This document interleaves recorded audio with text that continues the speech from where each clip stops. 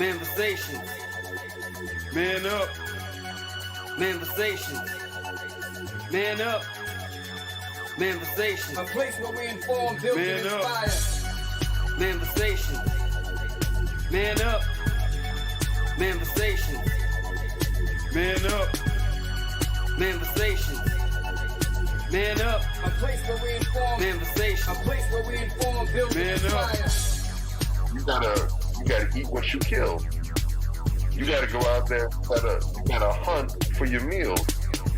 We all have that ability to connect with people, to be that motivational person in somebody's life. You gotta let people know there's certain lines you don't cross, and that there's gonna be consequences if you do. Man up. If you are an adult and you are in a relationship, that person's emotions are not your responsibility. Man up. Manifestations. Man up. Manifestations. Man up. Manifestations. A place where we inform, build, and inspire. The devil, during slavery, destroyed the masculinity or manhood of the so-called Negro. No man. No man. Right now you got to be trained all over again to be a man. When someone is obligated to do something, it is binding upon them to do it. And failure to do it causes reaction. Man up. Position make you rich? I don't have that type of richness. My richness is life forever. If that people knew that glorious path, if that people knew that glorious path, if that people knew that glorious path, then they would be more inclined to respect themselves. I'm not saying I'm going to rule the world or I'm going to change the world, but I guarantee that I will spark the brain that will change the world. And that's our job, is to spark somebody else watching us. A place where we inform, build, and inspire. Manifestations. Man up. Manifestations. Man up. Manifestations. Man up. A place where we inform. Manifestations. A place where we inform, build, and inspire. You want to tell me about yourself? Go get your friends. I'll tell you who you are based on who your friends are. Don't just live and die. That's an ugly existence. Make your life matter. Make your life count. Live a life where people can actually mourn you for the things you left behind, not just because you were around and existed. We need strong black nuclear family. Yes. Yes. That's what it is. Mother, father, son, daughter, all in the same house with a focus on the family unit as a whole. We had Tulsa, Atlanta, New Jersey, Detroit. We had Rosewood. We had Black Wall Streets all over. The Republicans aren't for us, but the Democrats aren't for us either. And we should have no alliance to any political party. We only have alliance to what is in our own best interest. A place where we inform, build, and inspire. Manifestations. Man up. Manifestations. Man up. Manifestations. Man up. A place where we inform. Manifestations. A place where we inform, build, and inspire. At the end of the day, as men in the community, we must stand together and be counted, because people look to us for guidance, leadership, and protection. And if we are not about that business, we are not on our job. Here we have grown-ass man conversations in the spirit of that purpose. Anthony Malcolm, Bobby Drake, Major Gage. We are. This is Manifestations 2020. Manifestations. Man up. Manifestations. A place where we inform, build, and inspire.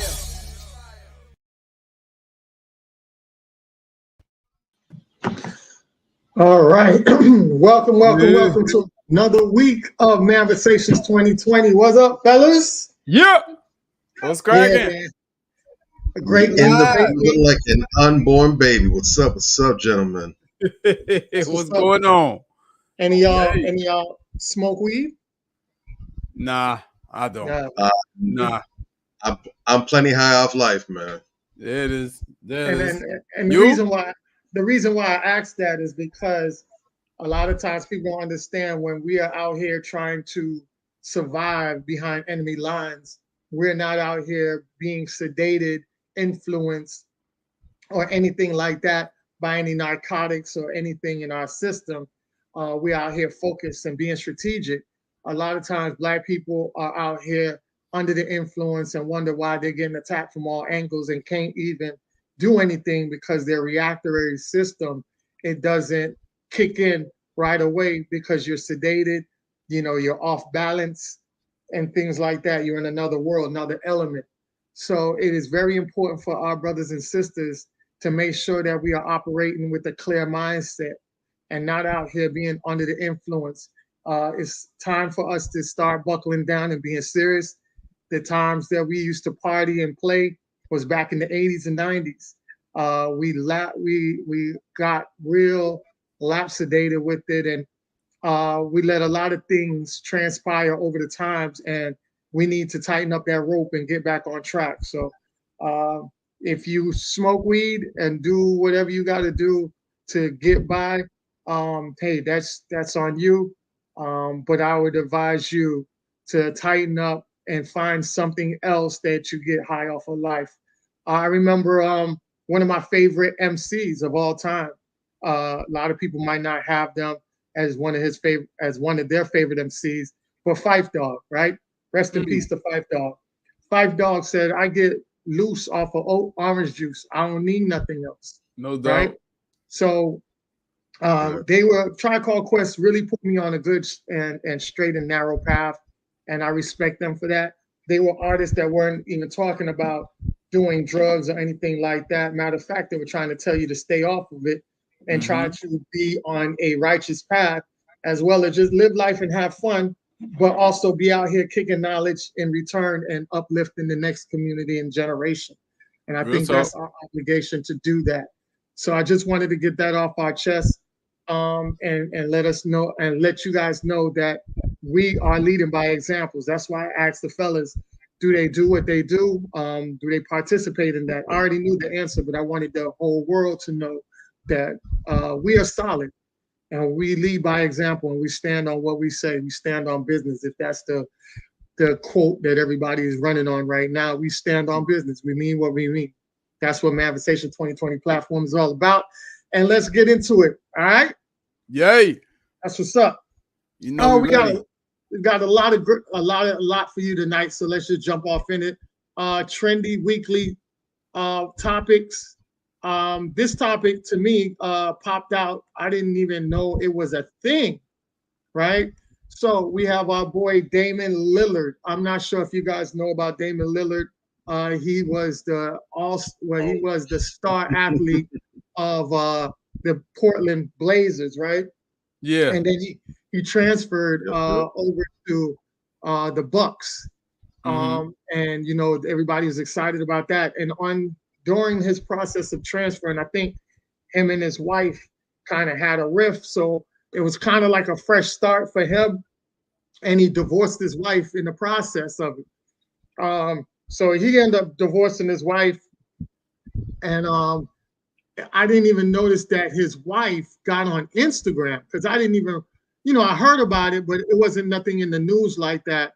And then I saw his wife posted this on her Instagram. So as you know, his ex-wife is Kyla Lillard. Hetty. So Hetty.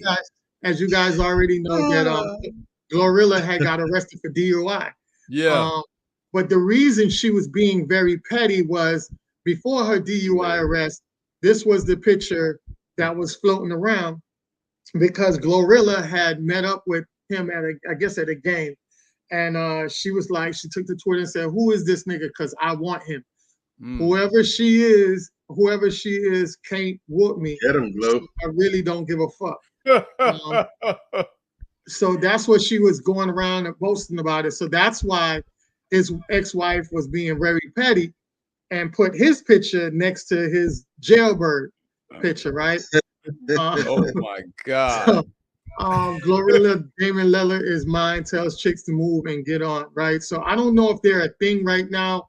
I don't know what's No, going on with that. no, No, they're not a thing. no, Oh, okay. no. Let me Okay. speak for my dog right quick. Oh, go ahead, go Oh, ahead. okay. So hopefully there won't be a need for fist cuffs. Dame filed for divorce from his wife Kyla last October and has been pushing to get a championship after leaving his longtime Portland Trailblazers team.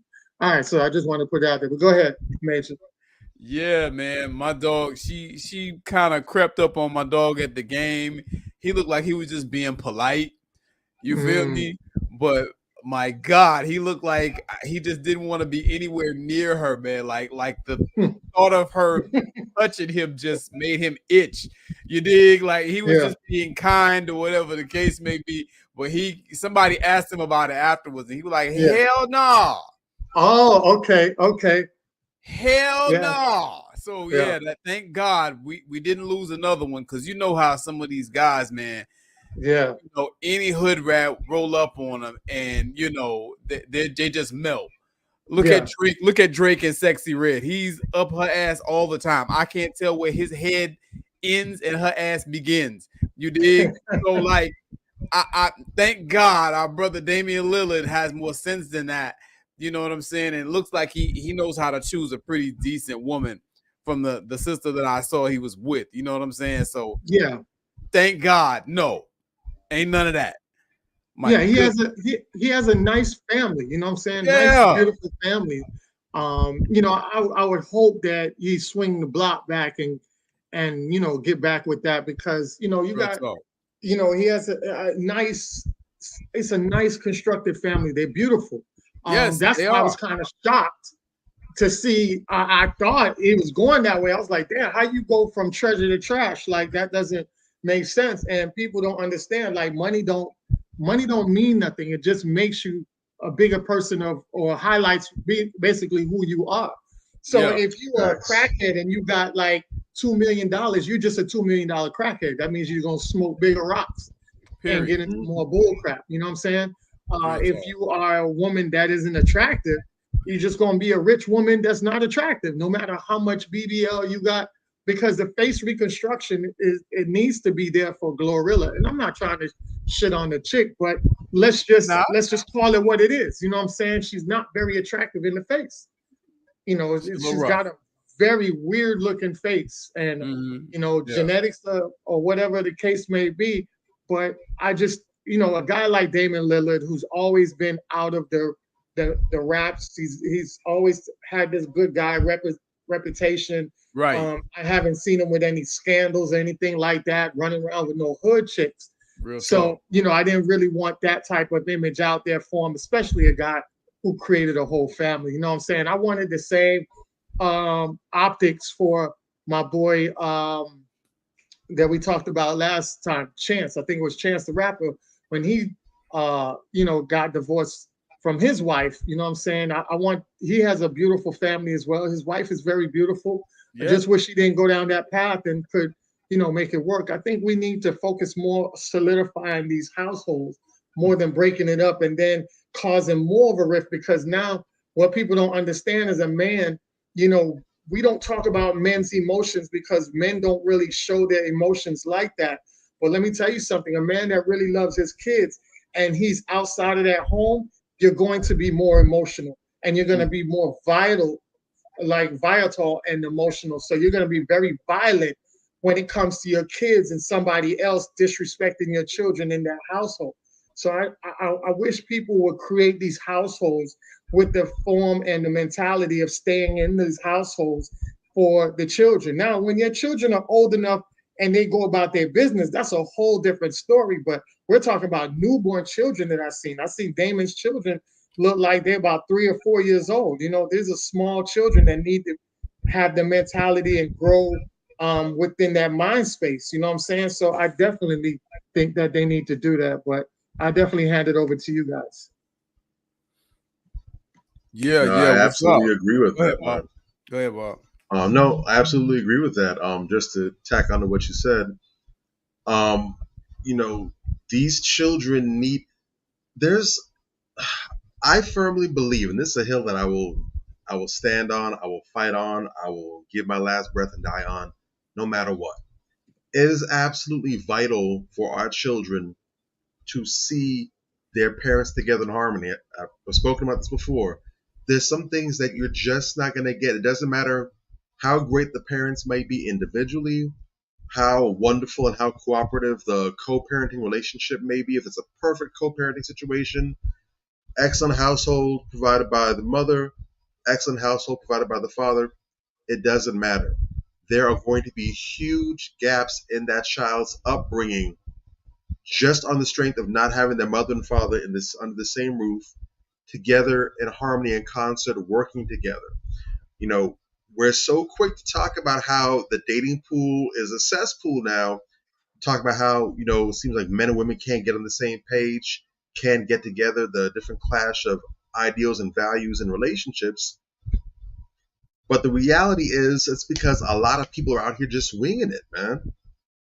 They're just winging it. They're going based off of what they hear from other people, what they see from the outside. But the fact of the matter is, if they had the right, and I call it a right, it's not a privilege, it's a right, it's what they're entitled to watch their mother and their father together in the household, working together as a unit, loving each other, caring for each other's needs, having conflicts, resolving the conflicts, how they talk to each other, the topics that they bring up.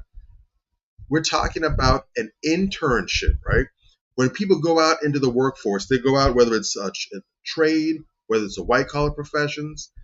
In schools, one of the most prized and coveted things you can land is an internship, right? If you know what line of work you want to get into, you want to be a lawyer, you want to be an engineer, you want to be a scientist, you want to be a doctor, what have you. It's a big deal if you can go in and become an intern and learn underneath someone who was out here doing the work that you're trying to do, see what it's like, get a taste for it, and develop those skills. In some professions, you can only get on after an internship. I know if you're in the trades, if you're a plumber or something, you have to start out as an apprentice for several years, and only once you complete the apprenticeship do you get put on, and now you can go ahead and be full-fledged in the field and making proper money. Now, this is just the world of work, and we're talking about doing this for only a few years at best. How much more serious is the labor of being married, being a husband, being a wife, being a parent, right?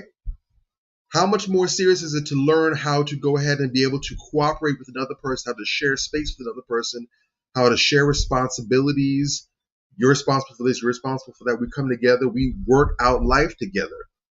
And you're in a situation where you're going to be doing this for nearly 2 decades. From birth to 18 years old, you're watching, you're learning this as you're growing, getting older in different stages of your existence. You're seeing this play out. That's invaluable. And then you want to know why you have so many people coming of age and they're turning to YouTube podcasts for advice on how to be in a relationship, whatever. You should be learning this from your parents. You should have had your uncles and aunts that you're also spending time at the house of, or from holiday get-togethers, whatever. Your grandparents, you're supposed to have these whole generations of wisdom and expertise to call upon. We're doing our children, we're doing our community a disservice when we get together and then we're not absolutely 100% intentional about making this thing work. And I understand that things happen. People make bad decisions. Sometimes people aren't who you thought they were. I understand that. I get that. Situations aren't always perfect. If we really and truly value our children, I believe that we should be able to at least put aside our differences and go ahead and do the whole, you know what? Kids are already here. Let's just go ahead and do our thing. Let's put ourselves to the side, raise our children up, and go once they're out of the house, we go our separate ways, whatever. There's a lot of single parents who, if we're honest, they got too much going on anyways, and they themselves would be best served if they just kept themselves out the dating market, out the dating pool anyways, because they need to focus on raising their children. So if that's going to be a situation, you want to focus on raising your children the best way possible. I don't see why you and the father, you and the mother can't go ahead and continue living together like you've been doing, and essentially adopt a roommate type situation where you're splitting the bills, you're making life easier for one another. You don't have to worry about visitation and fighting it out in the courts, whatever. You have equal access to your children like you had before. You still split duties and responsibilities. It's a lot easier to go ahead and work that fashion. I'm just saying. And if that's too tall a task, then again, what are we doing here? Because these children, they don't ask to come here. They did not put in a request. They did not fill out an application. They didn't go ahead out on Craigslist or on Tinder and swipe on parents. I want this, mom, I want that. They didn't do none of that foolishness. So if you're unwilling to sacrifice at least for 18 years or however many children you got, I don't know what to tell you, but we're hurting out here. And so, I don't know if I don't know the situation with Dame and Kayla. I hope, if possible, that they can reconcile. One of the things that I do love seeing, I don't see it often, so I love it when it happens. When I see stories about families, husband and wife, they split up, they divorced, and they got back together. They decided, you know what? Whatever the issue was, is water under the bridge. We can work past this. I love seeing that when it's possible. I love that. We need to be more open to that. This whole zero-sum game of, I'm not going to go back to what I left behind. Maybe you need to. Again, have you looked around lately? It's not like there's a whole abundance to really choose from. I mean, this person, you saw something in them, they saw something in you. Maybe that might be the lick. There's no shame in saying, you know what, I made a mistake. Let's see if we can salvage this. The greater mistake is to know that you messed up, and because of retarded pride, you say, well, dang, he really was my dream guy, or man, she really was the one, but I can't go back, man. They're gonna laugh at me. They're laughing at your goofy ass right now.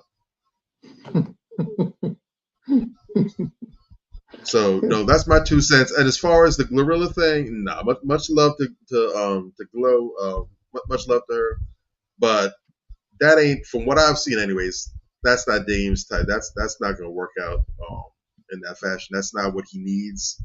And I don't believe that he's her lane either. Sometimes they say opposites attract. I see opposites clashing in this instance. Much love to the sis. Hey, you missed the shots you don't take, but that one looks like an air ball.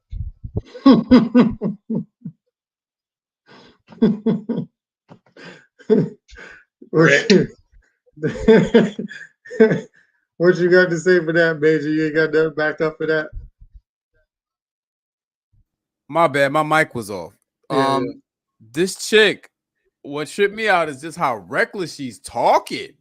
Like, whoever, if she is somebody, woman, I'll beat her ass. If the man was married, bro. Like, and this is Glorilla. I don't have no love for Glorilla. I'm not sending love to Glorilla because I see the type of shit she says love. And because I see the type of shit she says and just how off she is, bro. Like, you don't roll up on no dude like that. Oh, who nigga is this? First of all, I told you be very mindful of women who call men niggas. Who nigga is this? I don't give a fuck who nigga this is. I'll beat that whole ass. Shut the fuck up, bruh. How you sound? How you look?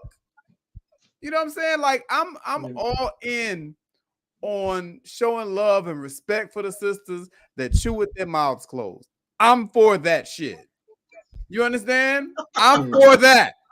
You dig? But these damn savage ass ooga booga, you got a bone in their nose and they waving a spear. Fuck out of here, man. Like, I'm just not here for it. Because this man not only was a married man, he was married to a very fly sister. They had a very fly family, beautiful family. And they just had a very sensitive situation. And here you come with all this hood rat bullshit. That shit ain't cool. You understand what I'm saying? I just didn't like the move at all. Just like, who moves like that? You know what I'm saying? And she just so unfeminine. And that's something that's a common thread I'm seeing with all of these women out here now. They're just the total opposite of what is feminine. The last time, you want to know what the last time I heard something about Glorilla was? She was talking on one of these goofy ass podcasts or something, and somebody asked her a question. Yes, she sat down with one of these podcast niggas, right? And somebody asked her a question, and she was talking about how she likes a man to come on her fries and then she eats them. Like, what the fuck, dude? What kind of energy are we on, man? Like, really? That's the last thing I heard about Glorilla. You understand what I'm Get saying? him, Gage. Dude, what is wrong with this woman? Like, every time she opens Get her him, mouth, Gage. bruh. Then before that, because there's always a before that, right? Before that, the last time I heard about her, she was talking about how men generally like hood rat chicks more than they like chicks with class. Bruh, Yeah. there's just nothing. She just, every time she opens her mouth, it seems like shit just falls out. You understand? So I'm just not.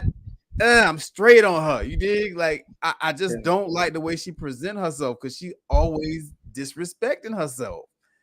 Bruh, and for the record, no. Get him, Gage. We don't like hood rats like that. We have a hood rat infestation right now. That's the problem. Yeah. You dig? Black women are better than that.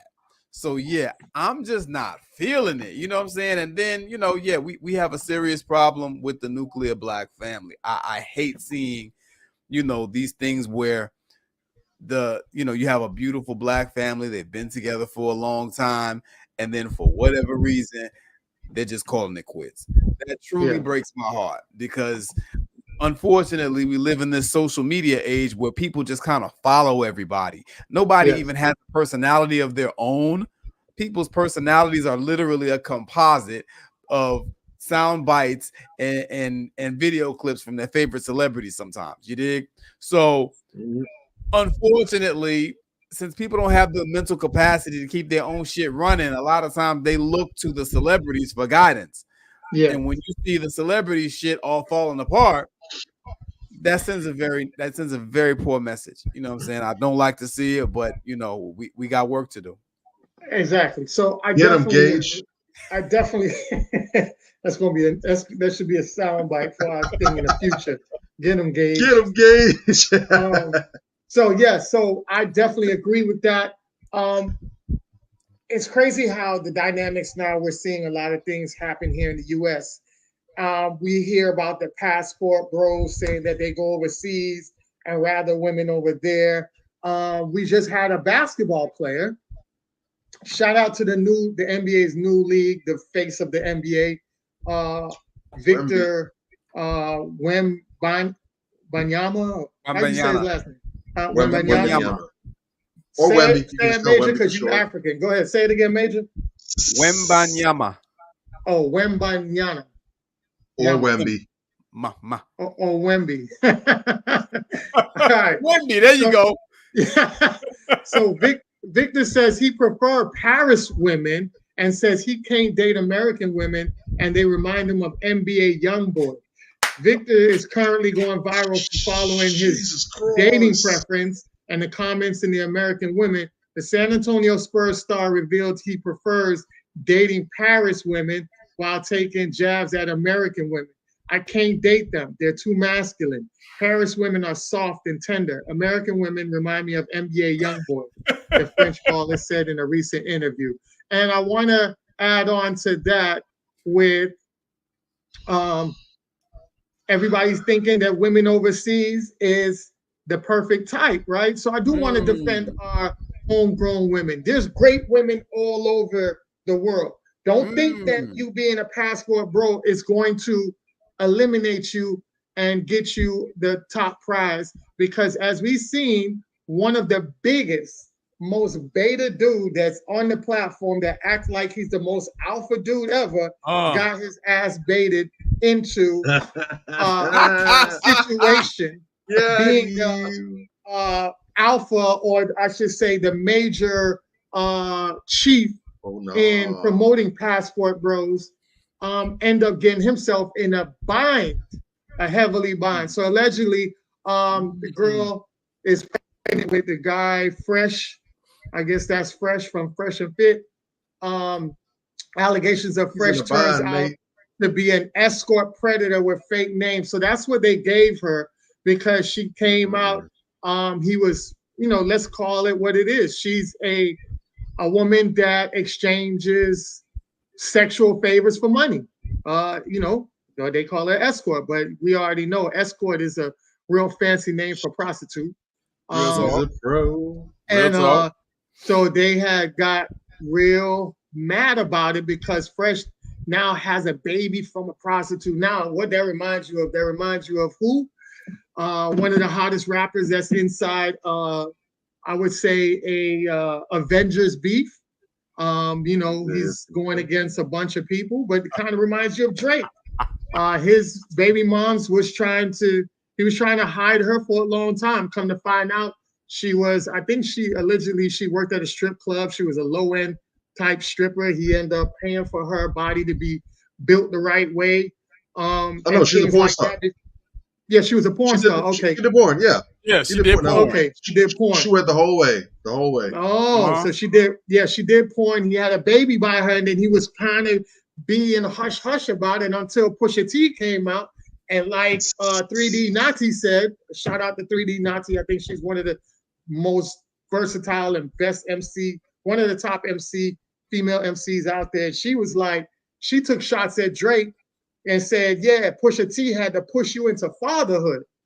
So, that's a line. Yeah, that's a line. So, Drake, he got dismantled by Pusha T.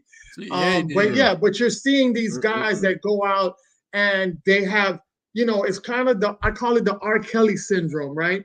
And the reason why I call it the R. Kelly syndrome is because R. Kelly was one of the most prevalent guys in the face of the world.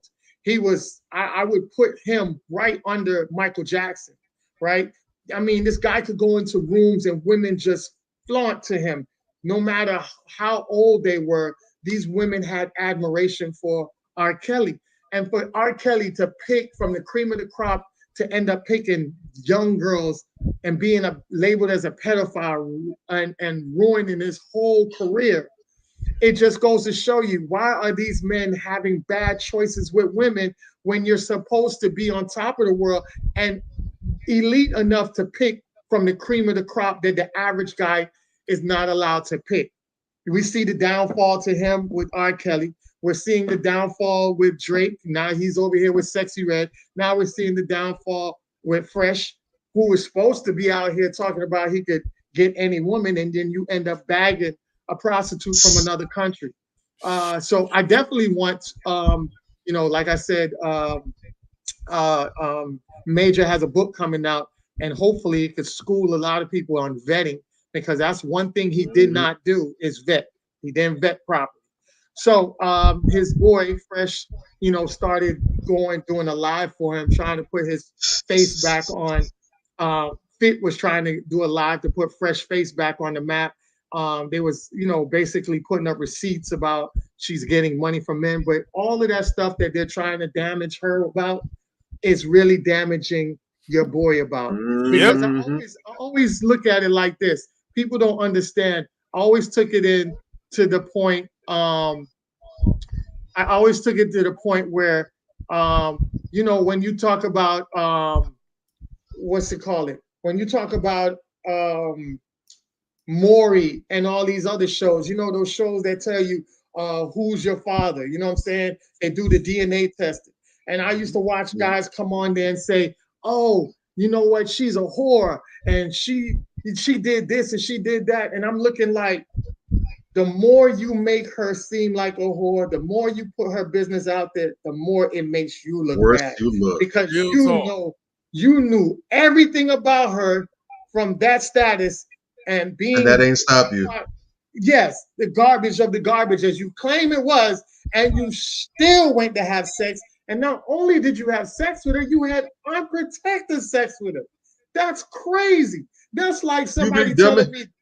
That's like somebody telling me that this pool has over 50 sharks in it, and I take off my fucking thing, get on my swimming trunks, and try to dive in that goddamn swimming pool with the 50 sharks in there. Why would I risk myself knowing the potential ahead of time? That doesn't make sense to me. That lets me know that your mindset is silly, it's low energy, and you're not as a high caliber person that you claim to be, and you only make yourself ridiculous. So I definitely want to show a couple more pictures of her. This is what she looks like. And I'll turn it over to you guys. Bruh, she looked like an escort. I don't know how that got past him. She has whore written all over her. What was he thinking? And I mean, she ain't no bad chick like that. These guys, other brain, you know, real talk, and that's the problem. These guys have no discipline. That's the long and short of it. No discipline. And you know, the white man's ice is colder. In this case, it was an Asian woman. But you know, I see these guys online, and you know, a lot of women talk about how, you know, a lot of these guys that are criticizing women just hate women. A lot of us, unfortunately, actually do. And I've seen this in particular among some of the passport bros. You know, there are a lot of them that just literally sit up. You know, I see them in the Kevin Samuels groups.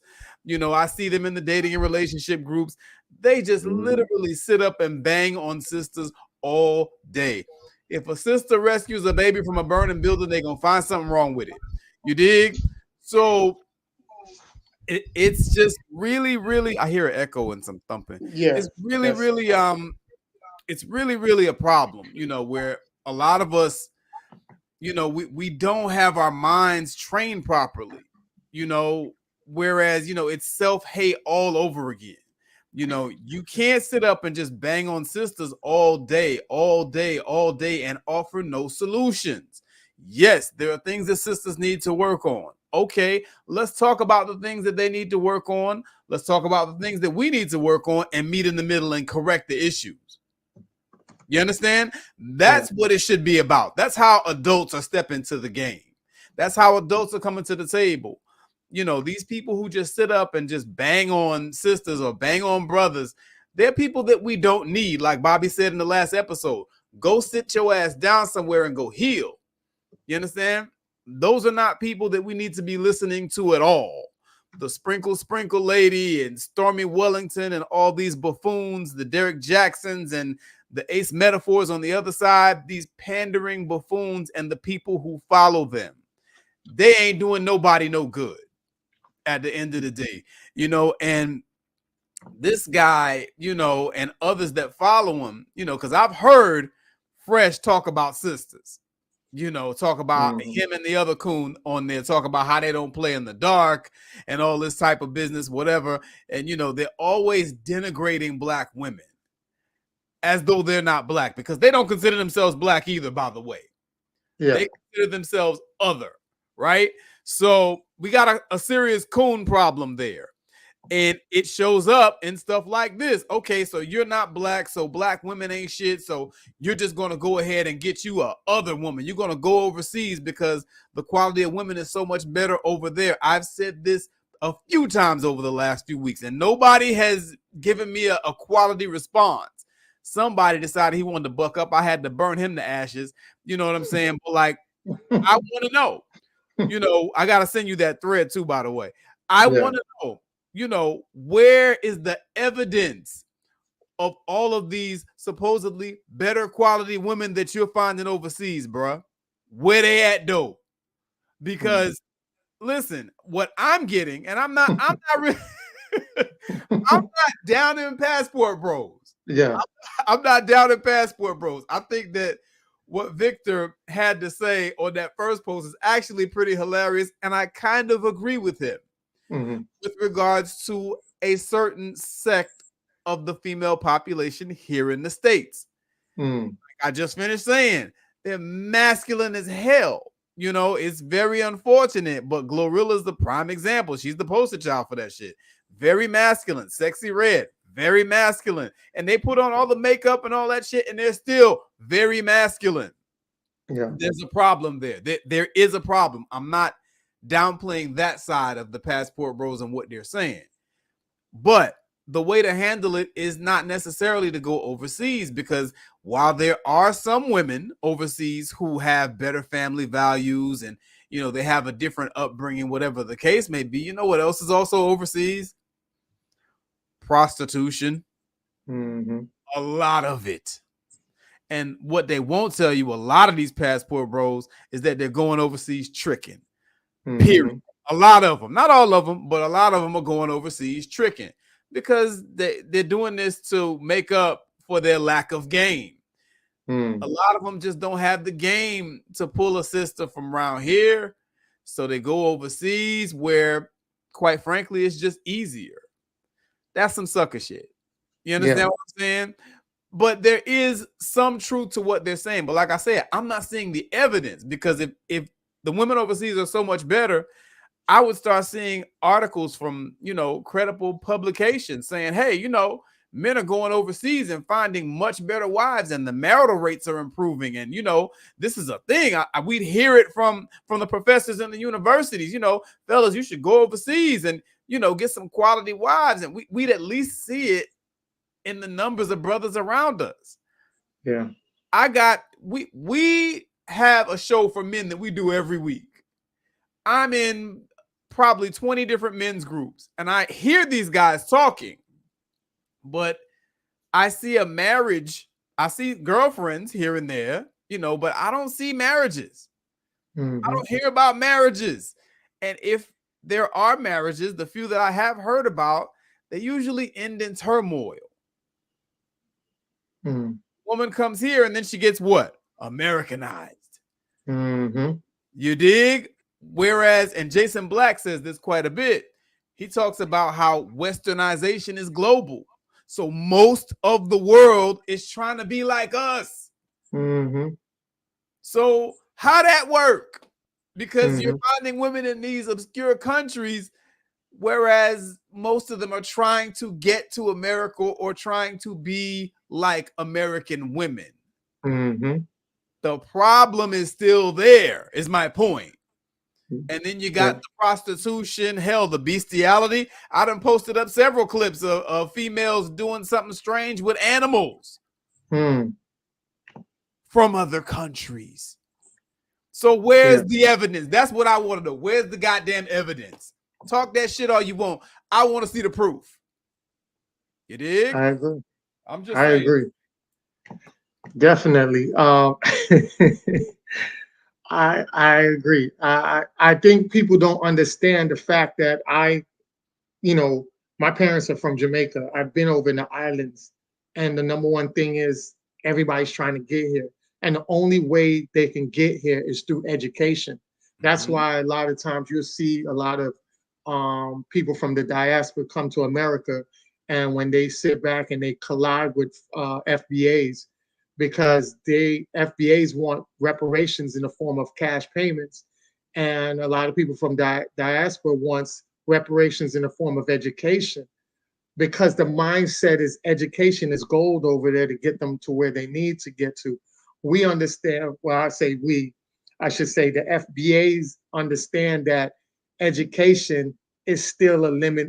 It's a cap ceiling, because the same people that's causing systemic racism and global systematic racism globally are the same ones that's running the institutions of the schools and in the job workforce. So even if you get the education, you still got to go through a quote unquote, you're overqualified.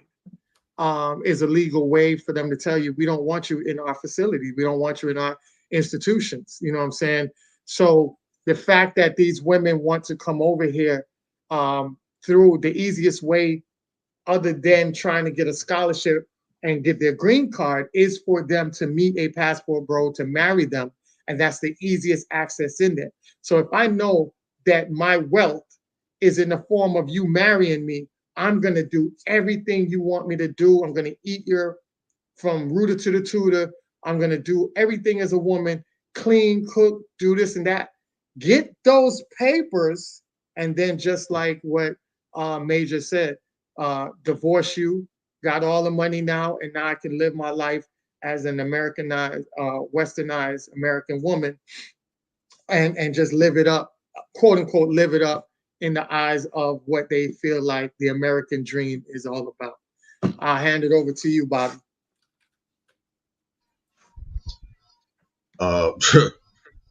These dudes really don't know what the game is. First off, I hate that happened to Wemby because that definitely was exploitative.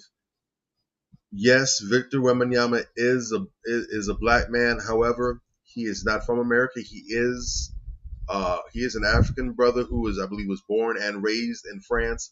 So, as is the case with most black people who are from overseas, especially outside of or on the opposite coast of the Atlantic, that brother doesn't know a damn thing about the culture, about the state of affairs over here. So, any of the FBA brothers, or even the brothers who aren't necessarily FBA but raised here and have at least several years worth of exposure to society and the social climate and everything, they understand certain trick bag questions. They understand certain interviews, certain interviewers, tabloids to stay away from, because you know that you're not going to get a fair shake. You know it's going to be something janky. So I would like to see the actual interview or read it to see exactly how that question came about, because I'm sure there's also a bit of skewing. But I'm pretty damn sure they asked him that question knowing that he doesn't fully understand the ramifications of the answers that he's giving. Because what that's going to do is do exactly what they're doing right now. They're going to use it to kind of build a buzz for their little janky ass newspaper, whatever. Some reporter is going to go ahead and get himself a little promotion or whatever because his article got like an extra 5,000 clicks or whatever, or response or whatever. It was an easy setup, but because he's not from here, he didn't peep the trick bag, and he just, with all 7 feet of him, tripped right and stumbled into it. What he's saying isn't correct. And see, the thing is, I'm less likely to listen to that sort of criticism from him, even though he's not wrong. He's not the person to make that statement or that distinction because he's coming from a different culture. True. So there are issues, there are things that have gone into where black men and black women are right now that did not exist over in France. Now, France had their own issues as far as racism and white supremacy goes and how that's affected them over there. I'm not going to speak on them and theirs because I'd be lying if I said I know all the ins and outs. I see things that happen. I know that they've definitely had their share of riots. They've had their share of uprising to combat police brutality and how things work over there. But I don't know all the dynamics of how it goes down over in France. So I'm going to keep my mouth shut. True. It would be nice if Wemby and those others who come over here would have that same mindset and stop pretending as though they understand the ins and outs, because the reality is nobody has been subject to racism and white supremacy the way they have been over here in the United States. That's why the whole world takes their cues from over here. That's why anytime anyone's talking about fighting for justice or freedom or civil rights, even if it's not related to black folk, even if it's non-black people fighting for it, they always hail to the Dr. Martin Luther Kings. They always hail to the Medgar Evers. They shout out to the W.E.B. Du Boises. They shout out to the Malcolm X's. They quote FBAs. The only non-FBA person I can actually recall anyone shouting out in regards to fighting for freedom is probably Nelson Mandela. Maybe on a smaller scale, Bob Marley.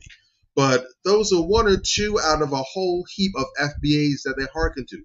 Even the beloved Jamaican countryman Marcus Garvey, he came over here to get the movement popping, and when they deported him because he was making too much rah-rah over Jamaica, with all the tread that he left on the ground, Jamaica never picked it up like that. So basically, the only time he really had kindred was when he was over here in the States. So let's not speak on things that we don't have the context for.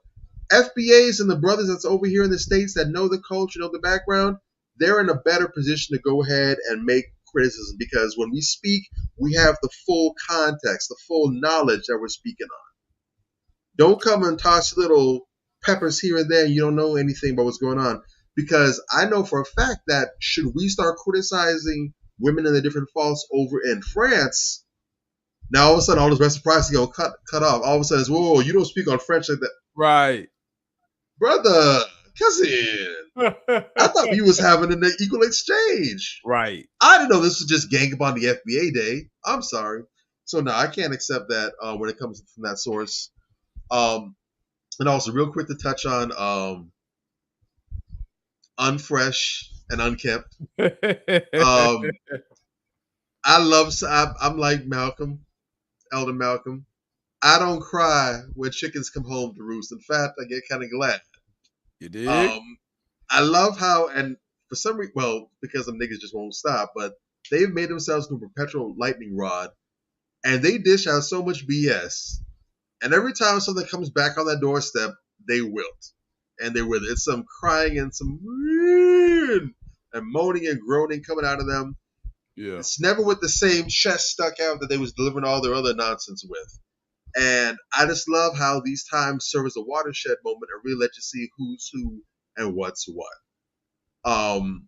But yeah, that's what Fresh is dealing with now. And the beautiful part about this is he can't blame it on an American black woman. An American black woman did put him in that hole. It's not a black woman from anywhere else in the world. It's from a non-black woman's. Mm-hmm. And it's someone who's not from America, so we can't claim all this, is that, and the third. You found what you were looking for, and it turned out to still be rotten grapes. At some point, wisdom should kick in and say, you know what? I'm getting garbage returns in the States. I'm getting garbage returns outside the States. Maybe it ain't the women folk. The women folk got issues, but maybe it ain't them where I'm concerned. Maybe it's me. Hey. Because no matter where you go, if he would have hop his happy, goofy ass into one of Jeff Bezos's Blue Earth or Elon Musk's rocket ships or whatever else they got out now, NASA, and fly out to the farthest moon of Pluto, or Uranus, because Pluto's supposed to be a moon now. But if they fly all the way out there, and he finds himself some bad Martian alien chicks, I feel pretty comfortable putting a significant amount of money down, saying that he's going to encounter some issues there too, because no matter where you go in the universe, you still bring yourself with you. And if your self is raggedy, you can expect and anticipate some raggedy ass outcomes. Real talk. That's it. That's it. Yes, sir. Anthony, your mic is off. My bad. It's kind of like what they were saying about the hood, right?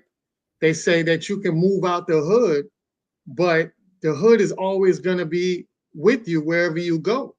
So it's like, yeah, you can move into a fancy neighborhood, but if you still have that hood mentality and you come carrying that low grade energy, you're going to turn wherever you are into that low grade energy. It's going to be the hood wherever you go, because the mindset hasn't left the hood.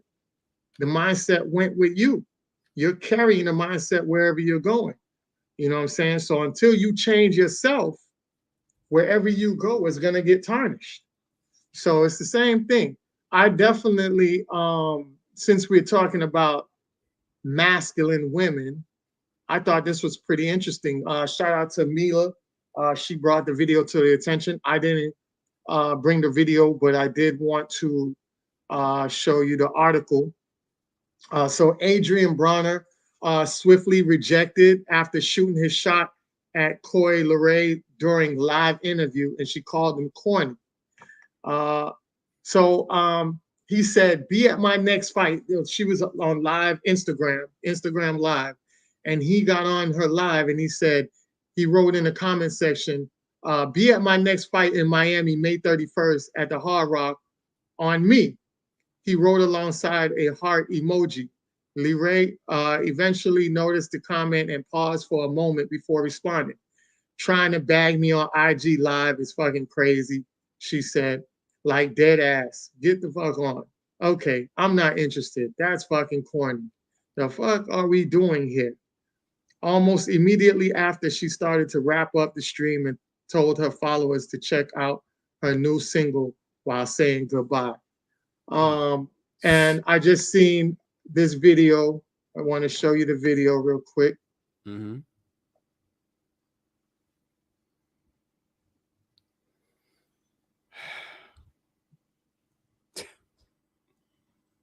So this is a video of her, and you know, she's on stage doing provocative moves and things like that. And this is the woman that you actually shooting your shot for.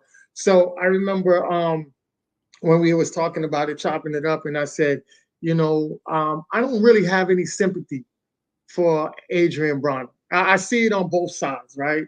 But I really don't have any sympathy for Adrian Bronner because of his back past of how he dealt with women before. Remember, there was a woman I think he was laying in the bed with, and I can't remember if she took pictures of him or he took pictures. I can't remember what the ordeal was, but that also went all the way left with him, you know, and then he got real emotional and catty about it. This guy doesn't have a great track record with women. So it's like, yeah, they're going to try you. They're going to call you corny because they already know what your MO is all about. So I didn't have any sympathy for him because as a man, you shouldn't even want to, you know, holler at her on live anyways. Right now, she basically had an agenda that she was trying to promote. So you were getting caught up in the moment, probably trying to overshadow her agenda, and she just took it and flipped it on you to help promote her single even more. So it could have been that too. You know what I'm saying? But you know, move in private, talk to her, step to her, and that way you won't get embarrassed like that. I think there was a moment with Kai, what's his name? Kai Sent or something like that. Kai The little Sanat. Kai Sanat, right? Even him as a gamer. I remember he was on live. We talked about that last time, right, Major? How Yeah, he we was have a on video live. on it on the page.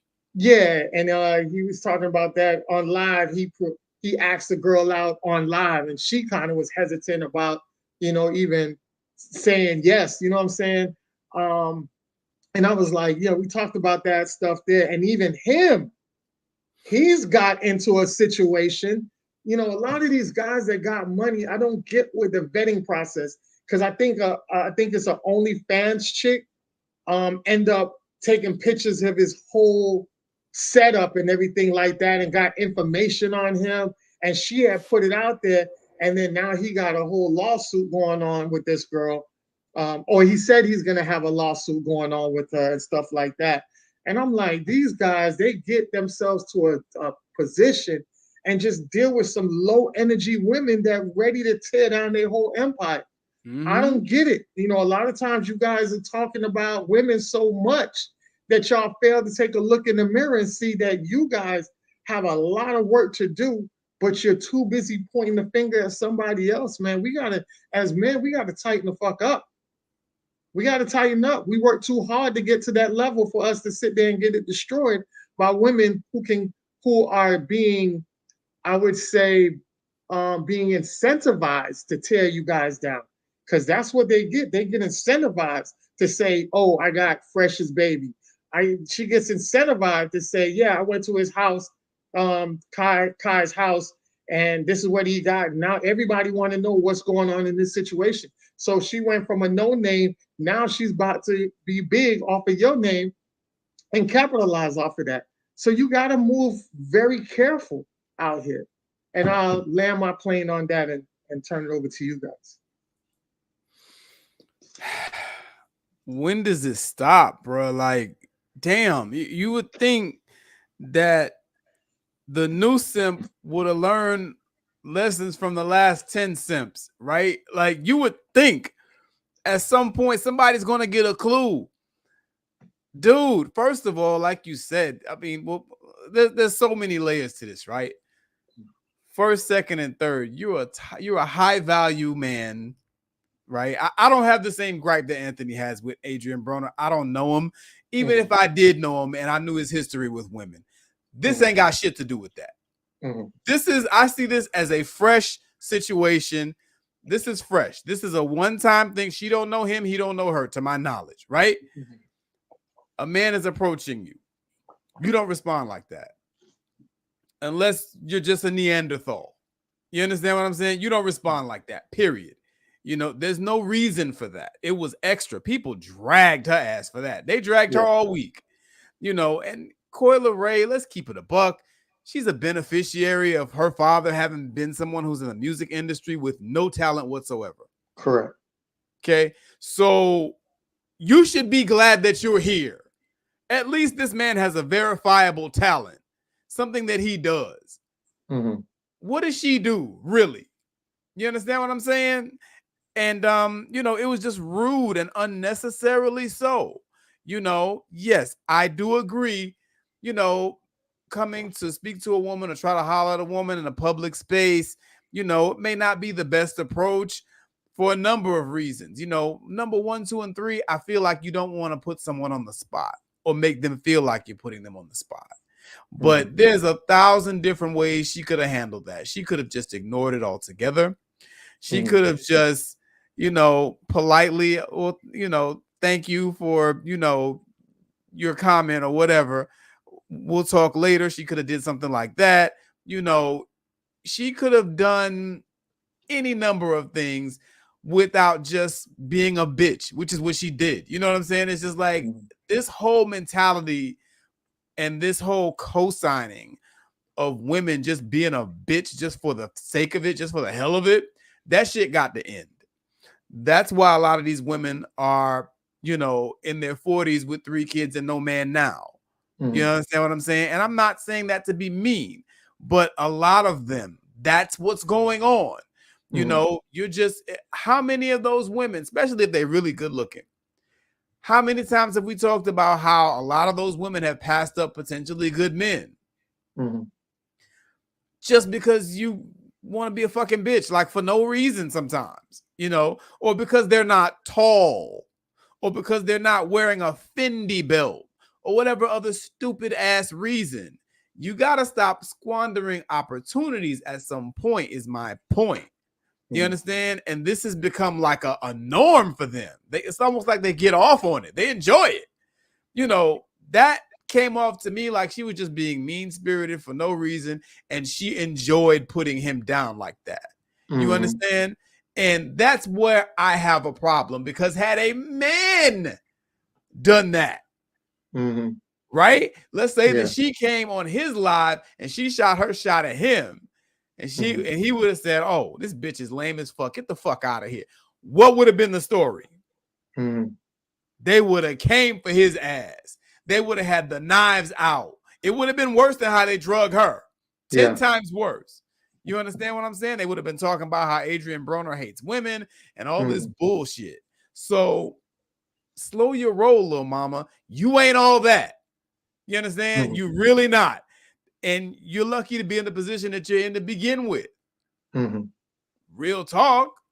You know, and this whole toxicity among women got to be checked. You know what I'm saying? Women did not used to behave like this. She's the same one that said a few months ago, oh, you know, a real man will put up with a woman's bullshit, or something to that effect. You understand what I'm saying? She's stupid at the end of the day. And this is becoming particularly pronounced among female rappers.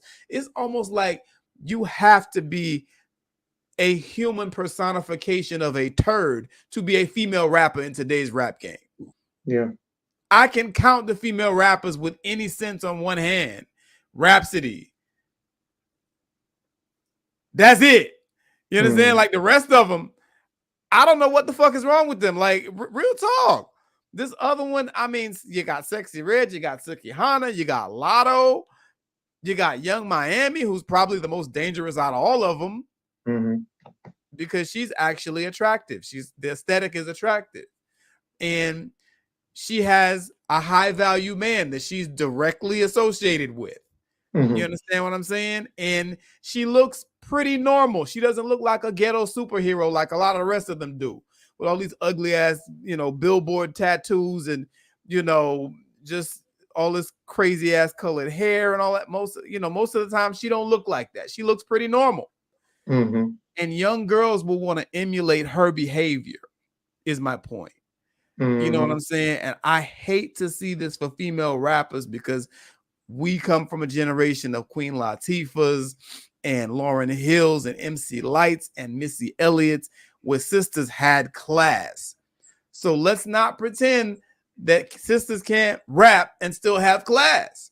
Mhm. You know, but I just see that as another bonehead female rapper move, another chicken head thought acting stupid again. I just can't stand it. I've had enough of it. My head is about to fucking explode. You understand what I'm saying? Because it's literally all I see. Black women, y'all are better than this. You know what I'm saying? I would like to see more black women start to call out more of that behavior. I was so glad they drug her ass. I was so happy because somebody needs to. Mhm. You know what I'm saying? Yeah. You know, if he did some stuff in the past that was messed up, that's foul. I understand that, but that was the past. He might have grown. He might be a new changed person now. You don't know. You True. understand what I'm saying? So just her whole approach to that shit was just whack. And the only person in that whole instance that was corny was her. She had the nerve to call somebody else corny, as though you can get more corny than Coyle Ray. Get the fuck out of here. I'm just saying. I I'm think just a saying. lot. I think a lot of people. Yeah, a lot of people are seeing that. You know, with the women, when these guys are out here trying to shoot their shots. You know, and this is one of the reasons why a lot of men are walking on eggshells. I've noticed a lot of men that normally would say something to women really don't say nothing to women, even in the point of a DM. A lot of guys kind of tread lightly with the words that they choose because we've seen that men have shot their shot with women that pretty much is a corny move where a guy would go into, you know, just being real nice and saying, "Hey, queen, how you doing? Beautiful. Just want to know what your day is like." And they'll sit back and say something, or they might not say nothing and they'll screenshot it and they put it on their page and be like, "Look what this corny motherfucker in there. Oh, hey, beautiful nigga out."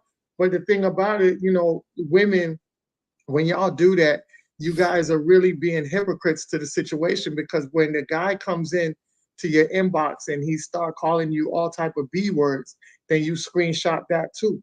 And then the other part of it is a guy that'll be very cordial with you, you call him corny, but maybe he might not be the attraction, you might not have the attraction to that guy. But the guy you were attracted to say, "Hey, big head, what the fuck you doing? Get your bum ass up and get ready. Let me come pick you up so you can suck this dick." And you be like, "Boy, you play so much. Okay, what time you want me to get ready?" You know what I'm saying? So you kind of pick and choose who you want to accept disrespect from. You know what I'm saying? Based on how they look or how attracted you are to that guy. And I see that a lot with a lot of y'all women, and y'all get the ass end of the stick when y'all, you know, navigate in that direction and choose wrong all the time. So yeah, I definitely want to say that part of it as well. Go ahead, Bobby, take it over.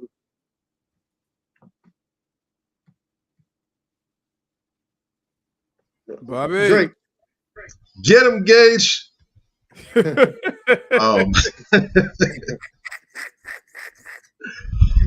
I ain't holding back tonight. Oh man, I ain't holding back tonight.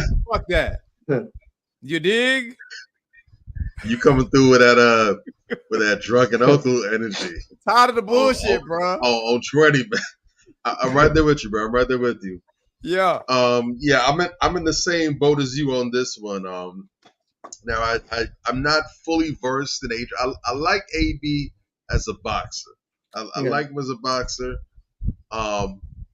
Don't watch boxing much these days, but if I do pop on, I will occasionally make an effort to see an Adrian Broner fight if he's got some action. I do know that he doesn't have the best track record with women. I don't know what that all entails and everything, but you know, it is what it is. But I don't believe this was that. I didn't see in her addressing him anything related to him as a person, any of his past dealings with women or anything of that nature. From what I saw, she was addressing just that particular instance. And according to her, him going ahead and sending her that message in her live was corny and called for him to be called out and disrespected and denigrated for absolutely no reason. There's no disrespect in what he said. He didn't call her out of her name. He didn't say anything out the blue. He did all the things that a lot of these women apparently keep on saying they want. He applied pressure. Did he not? He didn't do anything, on the sly or in the cut. He was upfront about it. He let me know, hey, I'm shooting my shot at her for the world to see. He wasn't ashamed of that, or he wasn't, all cowardly. He took initiative. He said, hey, I got this going on, this big event, Memorial Day weekend. I'm fighting in Miami. Come out. I got you on the ticket. I'm gonna take care of your expense, whatever. I got you. All the stuff that women said they want dudes to do nowadays that men don't do. He did it. And he still got the, skeet shoot shotgun treatment blown out the sky for his efforts. And like you said before, Major, if she just wasn't feeling him, if she wasn't interested in, the first and foremost thing she could have done was to just ignore him. Silence is, nowadays with inflation, cost of living increases, everything that's going on nowadays, everything is just more and more costly. But shutting up is still free. How about that? Silence is still free 99. You don't need to have a membership card. You don't need to have a coupon. No awards club membership. None of that. You can just sit right there and that's it. And it's free. It's amazing. She could have chosen that option. She could have, if she felt the need to respond, she could have simply giggled or sent a laughing emoji or wink emoji or something. All kind of responses she could have made. But to go on that whole little diatribe for her own ego's sake, oh, I'm going to show out. So what if Adrian Broner is trying to shoot a shot at me? F that nigga, I'm bigger than him. Just to go ahead and boost her own head that doesn't deserve the boosting, to be honest. It's ridiculous. It's crazy. But that's definitely not a loss that AB is taking. Leave that chick alone. Focus on your fight. Go ahead. Get that W. Score that knockout if you can. Secure the bag, brother. Real Business talk. as usual.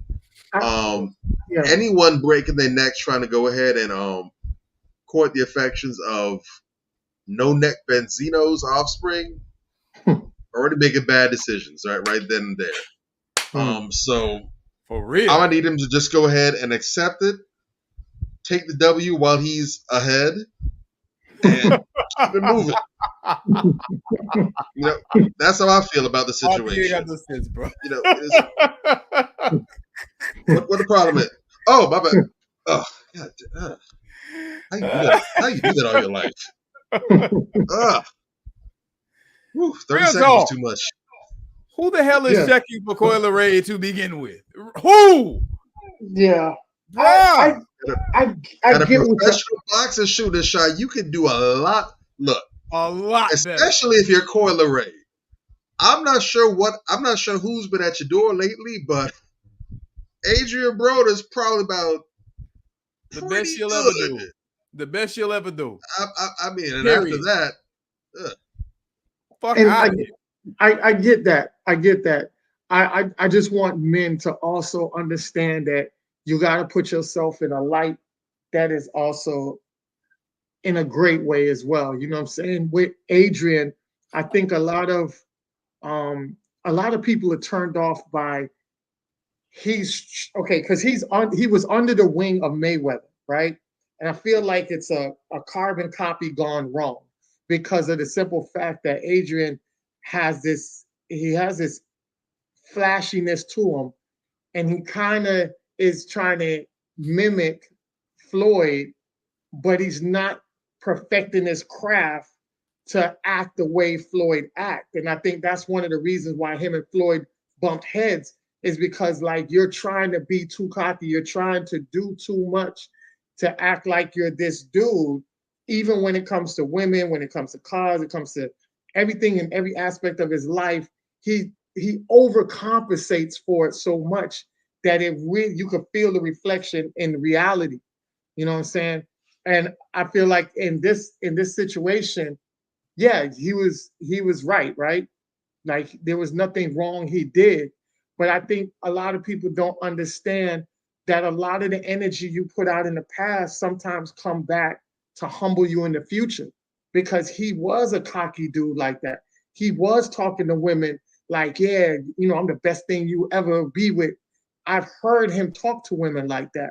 So for him to come and go on live and for him to get publicly embarrassed by somebody he should have never got publicly embarrassed by, I thought that was a comforting, a humbling moment for him. Because dude, you're 34 years old. You're mature now. Like Major said, you're probably not that same dude you was before, but move different. Get more quality woman that's different. Koi is 26. That mentality is on that NBA young boy, that tight jeans wearing, skinny dudes smoking weed type guys. Those are the girls in her era is pretty much checking for those type of dudes. You know what I'm saying? The ones we call weirdos. Adrian ain't no weirdo.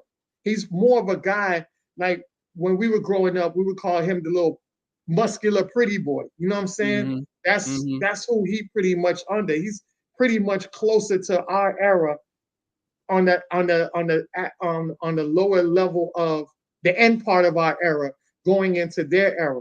So he's still on that old school era because he's 34, she's 26. Not much of a big difference, but the era does part between both of them. And I think he should be going out there getting a nice woman under his arm, under his belt. You know who got a nice woman? You know who's got that set up? What was the dude that just fought a big fight? He came out with Eminem. Oh gosh, I can't remember. Oh, Ryan Garcia. No, not Garcia. The black dude. It was two black dudes that were undefeated. One they thought was gonna win, and the other one ended up winning. And he came out to y'all help me out here, family. And his wife, his backstory was he was like his mother had paid for him to paid for the neighborhood to fight him. That's how he got good at fighting. Oh, you talking about Bud? Terrence Crawford. Yeah, Terrence Crawford. There you go. So Crawford, man, he's got a hell of a wife. He's got 6 children. Even the when they released her picture to the public, they were whipping her, saying, "Oh, dude, you're an awesome boxer. You're not a bum dude. You can get the cream of the crop." And he's like, "Nah, I love my wife. Just because y'all think she big, that doesn't mean y'all don't know what she did for me. Y'all don't know the ashes she damn near pulled me out of and got me out of the lowest point I was to who I am today." You know what I'm saying? There's a lot of value in her. You know what I'm saying? Get you a woman like that. Koi ain't that woman. You know what I'm saying? As men, as we age, we got to start going into the realms of women that fit our whole persona, our whole system, that makes us 10 times more better. Koi ain't gonna make you 10 times more better. She's actually gonna make you 10 times worse and put you in situations that you don't need to be put in, that you might end up losing your life over. Agreed. That was my biggest problem with it too. You're hollering at trash. Why? Correct. You dig? Correct. No, yeah, just to tag on to that, it's interesting because I'm almost finished with this book that I've been chipping away at for a minute now. It's a classic book by Pearl S. Buck called The Good Earth.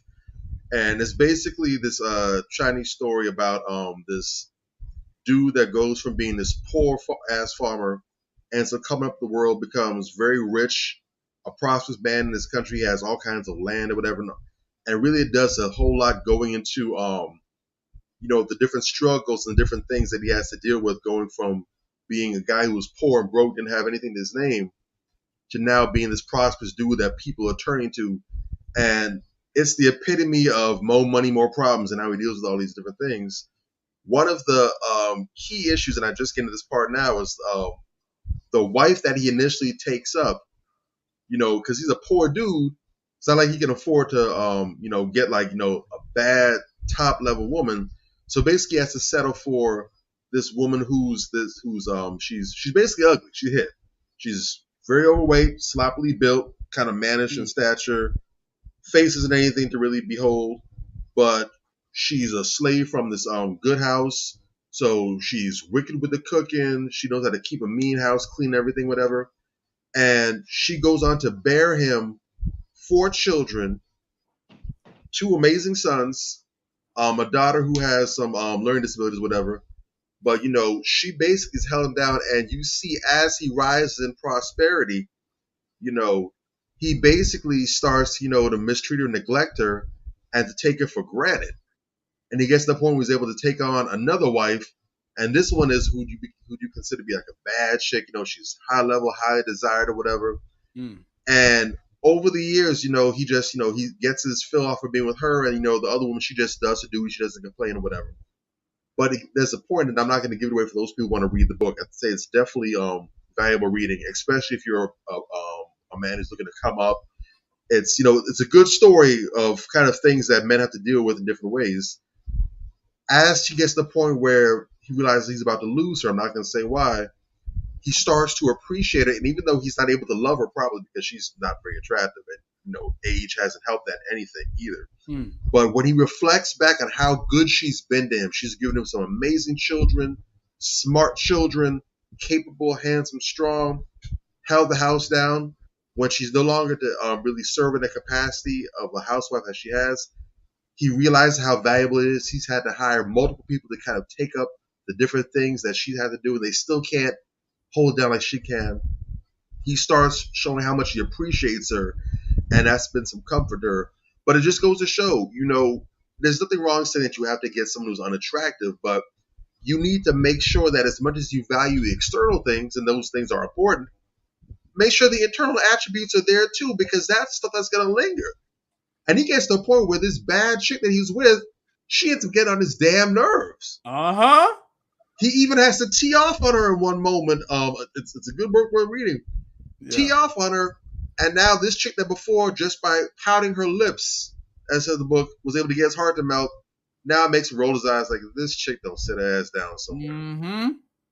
So you have to understand what's good, and we talk about this in terms of the quality woman that you deal with in terms of her background and everything, but it's true across the board. What's good for a night or a weekend or maybe even a week is not necessarily good for a lifetime. Real talk. And those same things that you so hot about now, they're gonna end up getting on your nerves. Like the old saying goes, for every bad chick, there's a dude that's tired of dealing with her. And dudes are here like, man, she bad. I can't believe she's single. And you talk to her exes, they'll be like, bro, I'll pay you to get with her. Just get her away from me. Real talk. So you gotta be mindful of these things. I mean, it's not just what the eyes can see, but it goes deeper. Make sure you got some substance up under there. And truth is, if the substance is sufficient enough, it can take a woman who might not necessarily be elite and bump up to that. You can get a quality 6, and if all the internal attributes are solid, there's going to be some 8s and 9s that can't touch it. Hallelujah. That's real. And that's real. That's one of the purpose why, I won't stop saying it, until Major drops his book so we can start reading some excerpts live on screen. But it's a reason why he's writing a book about vetting and how the vetting process is going to help you. It could either, let me tell you something. I don't care if you're an atheist or you're religious, spiritual, whatever the case may be. The heaven and hell that you might think is in an unknown world, right? You might think it's in another galaxy. When you transition, you're going to end up either in heaven or hell. Let's not even get that far in thought process into the next lifetime. Your heaven and hell is right here on earth. How you choose to live on earth is how you're going to live in heaven or in hell. Your choices. And it's very important to vet people out, because here's a story, and I'm going to show you the girl, right? So look at this girl, right? You look like somebody I know. All right. So this is what these guys go after now. She's not a bad looking chick. Not a bad looking chick, right? Not a bad looking chick. So as you see her eyes, you notice what's on her eyes, right? Mm-hmm. The lashes, right? Right. Not a bad looking chick. A lot of guys will Big ass gravitate to her. caterpillars. See in the club, and they're like Bobby just said, what's good for a week, weekend, or just a one night stand can end up being your most horrible experience and life changing experience. Mm. Now you look at this girl, she's like I say, not a bad looking chick, but guess what she did? A woman sets her Lash Tech's vehicle on fire for not being being able to be serviced. Wow. Now there's a whole thread that went on. I didn't get the thread and put it up here, but I could tell you that the young lady was back and forth with her esthetician. So what happened was she got called up her not called but text her esthetician and said, "Hey, I need my lashes done. Can you squeeze me in because I think it was Easter weekend, right?" And she was like, "Easter's around or something like that. I need my lashes done." And she said, "Well, I'm so booked up. I have clients all throughout the day, so I don't have an empty spot for you." But she said, "You know what? You can come up here and I'll try to squeeze you in throughout the day to see if somebody now coming up here, that's on you. You know what I'm saying? I'm just telling you, if you really want to get it done, just come up here. I don't know what time frame I'll be able to squeeze you in, but I'm gonna squeeze you in some point, right?" So the girl gets up there. Now, mind you, she says she drove an hour away, so she's an hour away. So she drives an hour to the girl. She gets up there and she says, "Hey, I'm outside." She says, "Can you squeeze me in?" She said, "No, I can't squeeze you in because the girl who's in the slot is here now. So I can't squeeze you in for somebody that's already had the slot." So she was like, "All right." So after a while of waiting, the girl, all the people that showed up for the appointment came in on time. It wasn't no slip in between for her to squeeze her in. She got upset, was like, "Hey man, you can't squeeze me in. That's messed up. I drive the hour away." And she just started blowing up on this esthetician. And the girl was being very humble and very quiet about it and trying to see if she could work something out. But she has paid clients that took the spot. And the girl was like, "All right, fuck that. She called her some kind of wokey bitch or something like that. And next thing you know, as you see, she was outside the car. You can see her right there. You see her on the driver's side with the hoodie on. She was actually has the gas container. I didn't take the video, but the video is played in a faster speed, and she's going around the whole car, um, pouring gasoline on it. And as you see, the car right there in burning flames from the gasoline. And you could tell that's a Mercedes. So it's not a cheap vehicle. She burnt the whole esthetician car up because of she didn't answer or she didn't squeeze her in when she felt like she wanted to be squeezed in. And these are the mentality of young girls that a lot of you fellas get caught up in their beauty and their looks and their body. And yeah, it looks good to have fun with, but then you might end up having this girl pregnant. Imagine this girl, if she could do this to a friend, imagine what she's doing to boyfriends that might have played her or wasting her time or stuff like that. You know this girl is capable of like the Jasmine Sullivan song say, "I'm bashing the windows out your car," right? You know Mm-hmm. she's doing that to dudes. You know she's flattening tires. You know she's a hellraiser coming to these dudes. So those are the type of women you have to vet and stay far away from. Everybody was riding her. They went on her Facebook page and it was like, even when it was old pictures, they were like, "Yo, you stupid. You jeopardize your whole livelihood for some damn lashes. Now you going to jail, you dummy." You know what I'm saying? It Mm-hmm. just it's mind-boggling about the choices that a lot of these young girls end up making and the guys that end up being with these women and fall victim to their toxicity because a lot of them they don't take accountability at all. And I'm pretty sure there's some simp that's gonna boost her and say, yeah, you wasn't right, you was in the right and you wasn't wrong. And she's gonna take she's not gonna take accountability for this. She's not gonna apologize to the girl or nothing. You know what I'm saying? And I land my plane on that and hand it over to you guys. That shit was terrifying, bro. That you have people out here that breathtakingly ignorant. Like they say, like everybody's saying, like, I mean, really? Because you couldn't get your lashes done? It was that serious?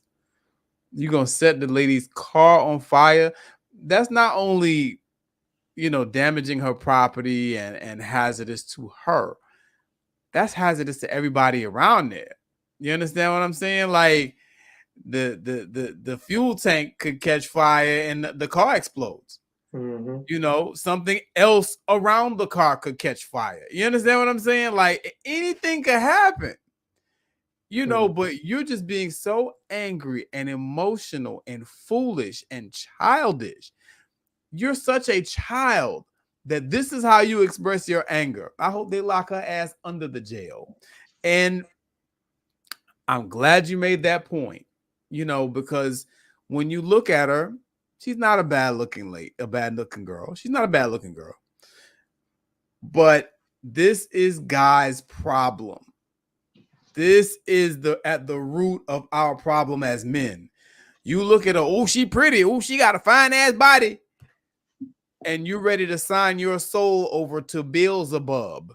You understand what I'm saying? You niggas got to think. You dig? You got to be smarter than that. What is wrong with you niggas? You haven't seen yet that that's not a winning formula? Really? I mean, and these guys, I was watching some old episodes of Tariq Nasheed's Mac lessons today, and he was just talking about, you know, I hate when people try to denigrate Tariq Nasheed because Tariq Nasheed is worth his weight in gold, even from the Mac lessons days. That brother was spitting some serious game. And one of the first things he said from one of his first episodes, men, you have to value yourselves. And going back to Adrian Broner, okay, even approaching a piece of shit like that just shows that you don't value yourself. You can tell by the way that she's dressed. She is a Neanderthal. She's a knuckle dragger. What do you want with a woman like that? What is she gonna teach your kids, man? If, let's say, something does go down and y'all hook up and y'all together and that's your girl, what is she going to teach your kids? Shout out Kanye West. You understand? We got to stop. We got to stop wifing up skanks. As simple as that. You shouldn't piss on a woman like that if she's on fire. Dude, that is beneath you. Yeah, she's not bad looking, but I wouldn't talk to her. You couldn't get him, Gage. You couldn't pay me to have a 5-minute conversation with that woman, with her patent leather hairdo and her ass hanging all out of jeans. You dig? Just looking like a damn Cro-Magnon woman. Who is attracted to that shit, dude? At this point, you just get it, Gage. You get it to her Balenciaga. You ain't got no Balenciaga. I'm a hater. Where your Balenciaga at? I don't see no Balenciaga. Get him, Gage. And the funny thing is, it'll be a woman who's over 40 talking that stupid shit, or a man who's over 40. You understand? It's like we're into this mode of being perpetual teenagers. Like, dudes, y'all should look at a chick like that, and the first thing that should pop into your mind is disease. That's the first thing that I thought about when I saw it. Because why she got her ass hanging all over the place? Go put on some clothes. A chick like that, her ass is for sale to the highest bidder. You understand? And that's where I get the disease from. Because a chick who will just hop in bed with any dude who got a little change to do something strange probably got some shit. You understand? And the confirmation that she's that low energy is what she did. Who does shit like that? Over some goddamn Muppet lashes. Get the fuck out of here. Really? Get him, Gage. You getting all like that where you want to burn somebody's car? You want to set somebody's car on fire so they can put these ugly ass goddamn Muppet lashes on you? Really? These drag queen lashes, these damn dragonfly wing lashes that look stupid as hell on you. Really? God. And dude, guys, we got to get better at spotting the hood monkey uniform. Her whole getup from head to toe lets you know she ain't shit. You dig? And on a smaller note, I just want to make sure I make this one last point before I land my plane. We have to start vetting people, not only in a dating and relationship capacity, but in a friendship capacity, because this wasn't somebody she was dating. You know what I'm saying? This is somebody who was actually a client of hers. My wife, shout out to her. She rates her clients. She vets her clients. There was a client who was acting up with her at one time. She told her, hey, you can't come to me no more. She stopped taking her. That's what I'm talking about. You need to get people like that just the fuck up out your space, period. It don't matter where it is. Friends, family, I'm gonna keep it a buck. I saw my brother today. Yeah. I didn't speak to him. You understand what I'm saying? And it's unfortunate, you know what I'm saying? But sometimes it's just not there. You understand? It's very unfortunate. And that hurt me to have to do that. But a part of me wanted to speak to him. A part of me was like, I just don't have anything to say to him. And it's because, unfortunately, there's a very toxic layer there. You know what I'm saying? And I had to distance myself from him. Still love him. Still my brother. You understand what I'm saying? But even in a family, I'm saying this to make a very valid point. Even in a family capacity, you have to set boundaries. And you have to keep people that are toxic out of your space. Period. Family, friends, clients, clergy, what have you. Some people just don't deserve your time. I'll land. Definitely. Well said. Drake. Well, you said what you said, man. Look, you can say what you want to say about me, but one thing I can say is I'm blessed in my life where I've definitely had my shares of ups and downs. I haven't made every single decision the best decision. I've made some goofy decisions, some unknowingly, some on purpose. I haven't lived a flawless life by any stretch of the imagination, but I am blessed. And I thank God every single day that I have not made some of the mistakes that a lot of my contemporaries, a lot of my homeboys, a lot of my friends, associates have made when it comes to women. And there's been some choices, there's been some opposite moments of weakness where, I wanted to make the stupid choice. So if I were to say that, I've never been attracted to anything that wasn't good for me, I'd be lying. Most of the times, absolutely not. But there has been some occasions where my mind wasn't 100, or, the lower urges was making themselves felt, or just, not thinking, just, absent-minded for a minute or two, where I made some considerations, even been on the borderline of making the bad choice. But one way, shape, form, or fashion or the other, I was able to come to my right mind and be like, nah, we ain't gonna do that. What the hell's wrong with you? Right. There's been some occasions where I've been on the road to the bad decision. That was the figurative door was right there. All I have to do was turn the door knob, figuratively speaking, and go in. And it's like, you know what, nigga, we is not where we're supposed to be. Let's get on the right side of town. And sure enough, in most cases, I've had confirmation after the fact. It's like, woo, dodge that bullet. Thank you, Lord. Talk about it. So I'm not gonna pretend like the opportunities have never been there. I'd be lying if I said that. So it's with that in mind that I can say look, do not tempt the devil. All right?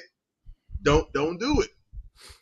When you see the situation and you know if your spidey sense is flaring up, if the hairs are prickling in the back of your neck, if you just got a gut feeling, I just don't know about this one. My mom, love her to death. Old saying from the time I was knee high, I'll take it with me to the day I die. I'll pass on to my kids. When in doubt, don't. It sounds so simple. It sounds so trivial. It sounds so basic. And I'm not going to lie. If you go ahead and you make that your mantra, your MO, your way of operating, I'm not going to lie to you. You're probably going to miss out on some things that will be interesting. You're probably going to go ahead and there's going to be some stories from that night. Oh, man, you should have been there, or man, you should have gone ahead. And you got to have some times where you're like, man, I should have went with it anyways. You're going to have those occasions. But I promise, more often than not, you are going to avoid a whole bunch of bullshit that you're going to be grateful about later on. Yep. And it's infinitely better. If you had to choose, it's much better to miss out on an opportunity that you'd like to be a part of than it is to play catch up from dealing with some hell that you allowed for yourself. I'm telling you, man. It is easier to, it's easy to go, better luck next time. There's always the next time. As opposed to, damn, now I'm in a hole. I got to find my way out of this mess. The stress, the anxiety, and the worry, it ain't worth it. I saw that girl in the club. If I were to peep her, automatically, like you said, I'm like, nope, nope. And I don't care how much she chews, and I don't care how hard she batting them Hurricane Andrew eyelashes. Got people drinks flying out their hand, got the DJ pinned to the wall. I don't care about none of that. I don't care how much she trying to get my attention. She saying all the right things or whatever. Ma'am. Much love to you, sis. You look like problems. Real talk. I'm trying to live a problem-free life. I'm trying to expand my joy, minimize my pain. You look like a toothache, ma'am. Yeah. And I don't need no cavities right now. Mm-hmm. And like you said, the same thing goes with your friends. Funny enough, I actually had a co-worker I was assisting at work the other day, and I'm over here. I'm not trying to listen to conversation, but I'm doing my job right there.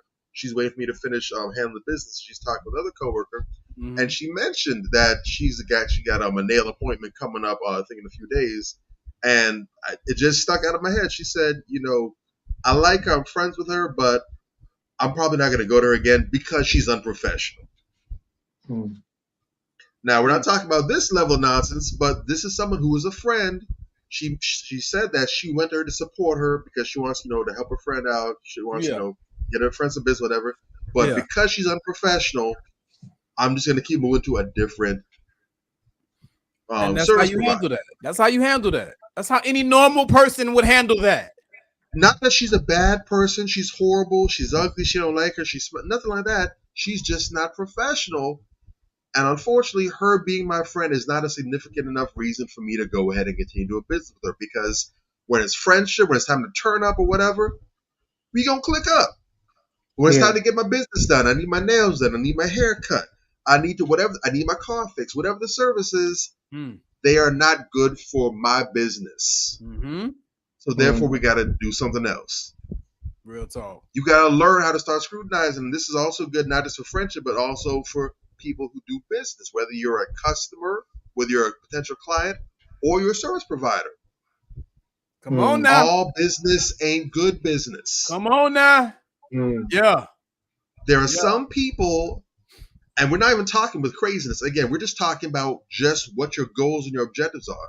There are some people who either by hanging with them as a friend, doing business with them as a client, or even servicing this person as a provider, they're going to take you away from your bottom line. These might be a person that you bring around that because of the way they are, how they conduct themselves, they might turn your other clients off.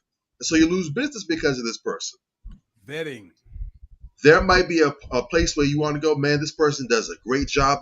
Maybe they're a great bartender. Maybe they're an amazing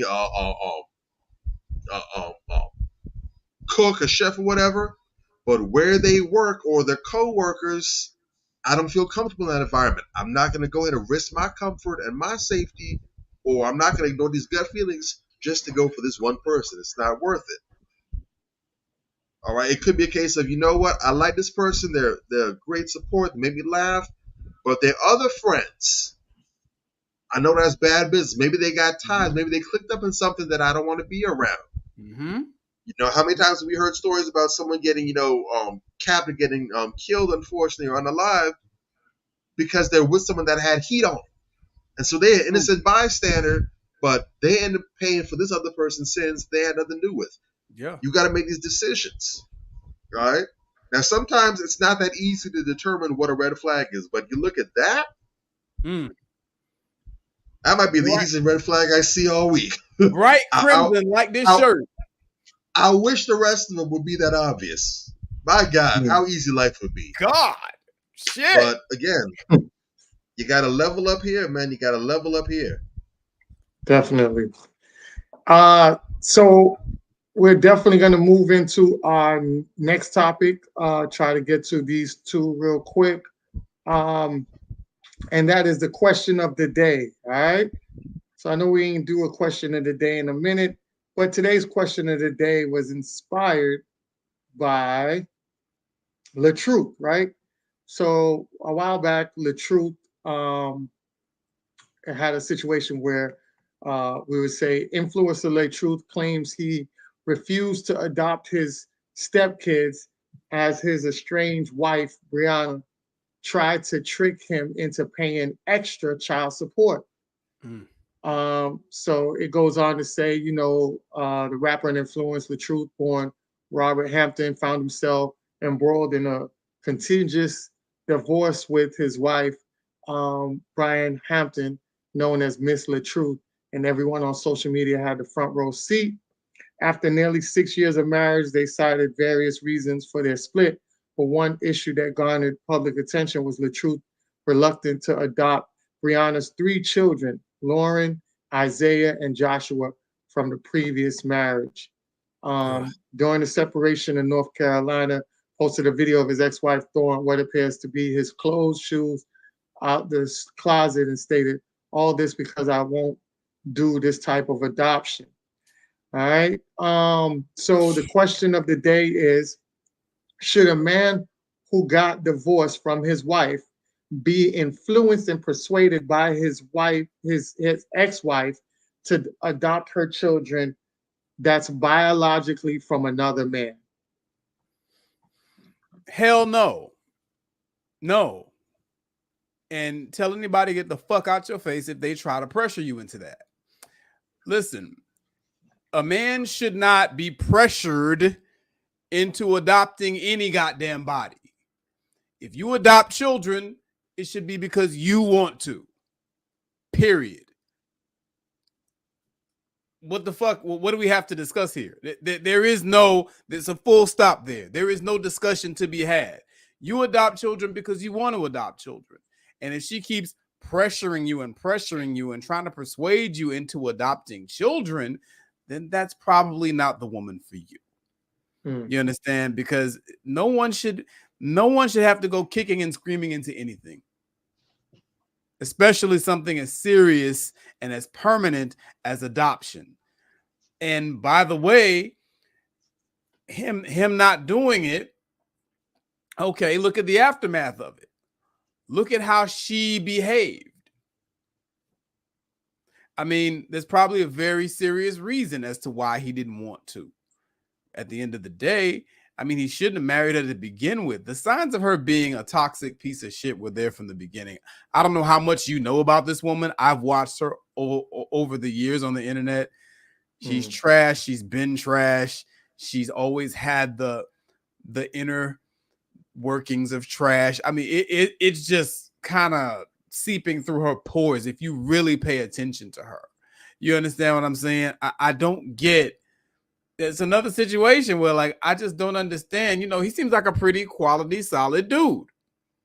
I think the trauma bonded. They're both trash. Yeah, I I don't know. I don't know about his trash. I don't know. I know about his trash. Oh, okay, so you know about his trash. Okay, Yeah, so I didn't know about her trash, but okay, well, now it I makes get it. sense. Now it makes sense. Yeah. And at the end of the day, this goes back to what Bobby was saying on our last episode. Sit your ass down somewhere and heal. Mm-hmm. You running out here to get into a relationship and go and, post it on the internet for the world to see. Well, when you do that, you're kind of low key saying without saying that you are the model couple. You don't know your asses from a hole in the ground, either one of you. You understand where I'm coming from? So, like, what are we doing here? I see so much misleadership out here. We got to have a whole show on that. Misleadership. You got these fucking buffoons, these monkeys out here trying to fly a damn spaceship. And most monkeys cannot fly a spaceship. You dig? I mean, they can press the button, but shit, what after that? No, that's not what we need, folks. I'm tired of seeing people leading other people to bad relationship spaces because they don't know what they're doing. Correct. And I've seen, I don't know much about the guy. I heard he was trash, but I've seen her do just unmentionable shit. You understand what I'm saying? And because I used to follow her, and I'm like, oh, okay, I'm happy for the sister. Okay, she got married. Okay, LaTruth, all right. I'm watching them. I'm feeling the whole black family vibes. I love to see black love. But damn. And another thing, all your toxicity and bullshit is not for public consumption. Man, keep that shit in your house. You look stupid out here in these streets. You look like a jackass, both of you. And you got to think, you have children. I know that those children catch hell in school. Couldn't have been no project kids. When I was in school, we would have lit their ass up every day. What? Yo, goofy ass mama did some shit today. Oh, man, I seen your daddy out. We would have lit their ass up mercilessly. They would have wanted, they would have called out. They would have skipped school by the time we finished picking at their ass. You got to think about these things, man. Your kids are getting bullied in school because of your stupid ass. It needs to stop. All of this, I'm going to put all my business out there. I need therapy, but I'm going to put it all on the web. Yeah. That shit got to stop now. I'll land my plane. I know we don't have a lot of time. Go ahead, Bobby. What you got? Man, bro, you hit it out the park again. Get him, Gage. They make it too easy. Too many people trying to be seen. That's a problem. And as much wonderful things as the internet has given us, the problem is it's given a lot of people a platform, especially with social media, to be seen and heard. And the problem is a lot of people, most people, the vast majority, the overwhelming majority of people do not deserve to be seen and heard. You have the right to get on the camera. Yeah, you have the right to record yourself, to upload your voice, upload your picture, your voice and picture together. You have the right. More power to you. Exercise it. But you don't have the right to be heard. And people will break their necks to go ahead and become and be seen as the next power couple, the next it couple, the face of family, whatever. They'll trip over themselves to try and get that accolade. And we see it all the time, only for it to fall apart in a few years, give or take. LaTruth and Miss LaTruth. Derek Waxon and Mrs. Derek Waxon. I mean, Jesus Christ, it's the whole conveyor belt. Bruh. People are so concerned with the appearance. They want to be seen as good. They want to have this title, whatever. But they don't understand this is work. I have, for as long as I can imagine, from when I first heard it up to now and beyond, I have been a staunch, hardcore ramrod straight advocate and believer in what our dear brother Elder Malcolm said.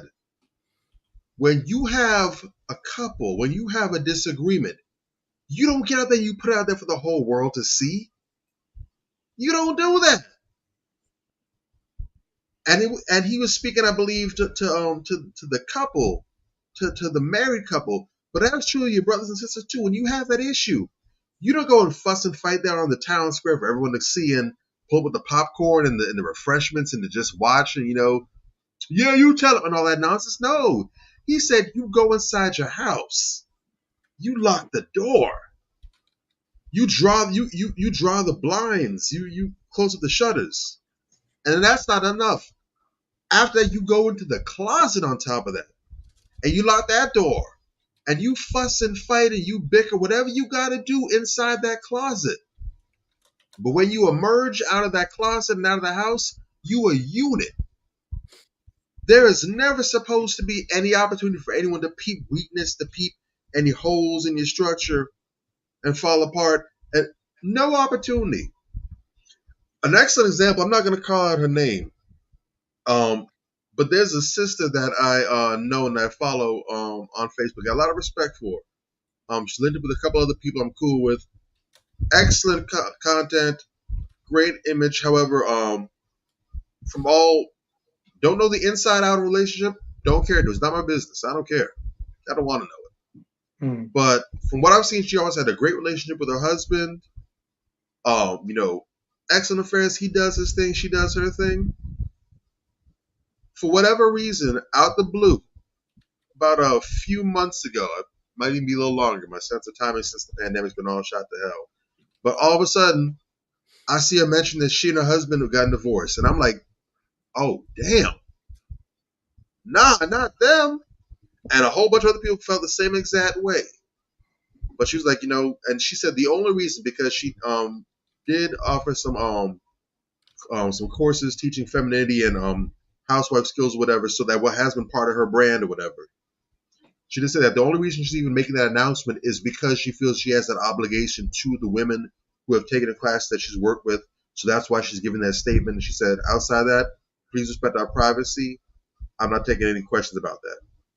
I respected the way she handled that with class, with dignity, not no nonsense. I don't know who was at fault. I don't know if there was a fault.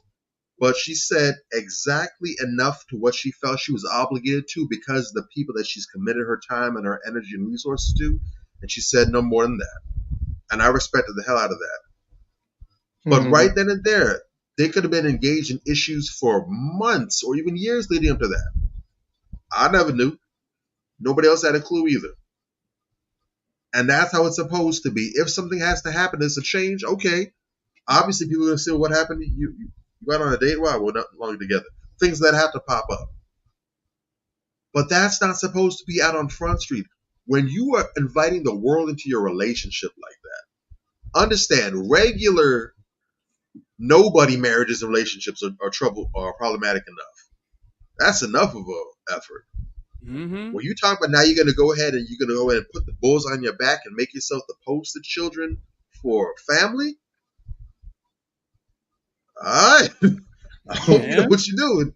Boy. wouldn't be me. Nah, man. Nah, buddy.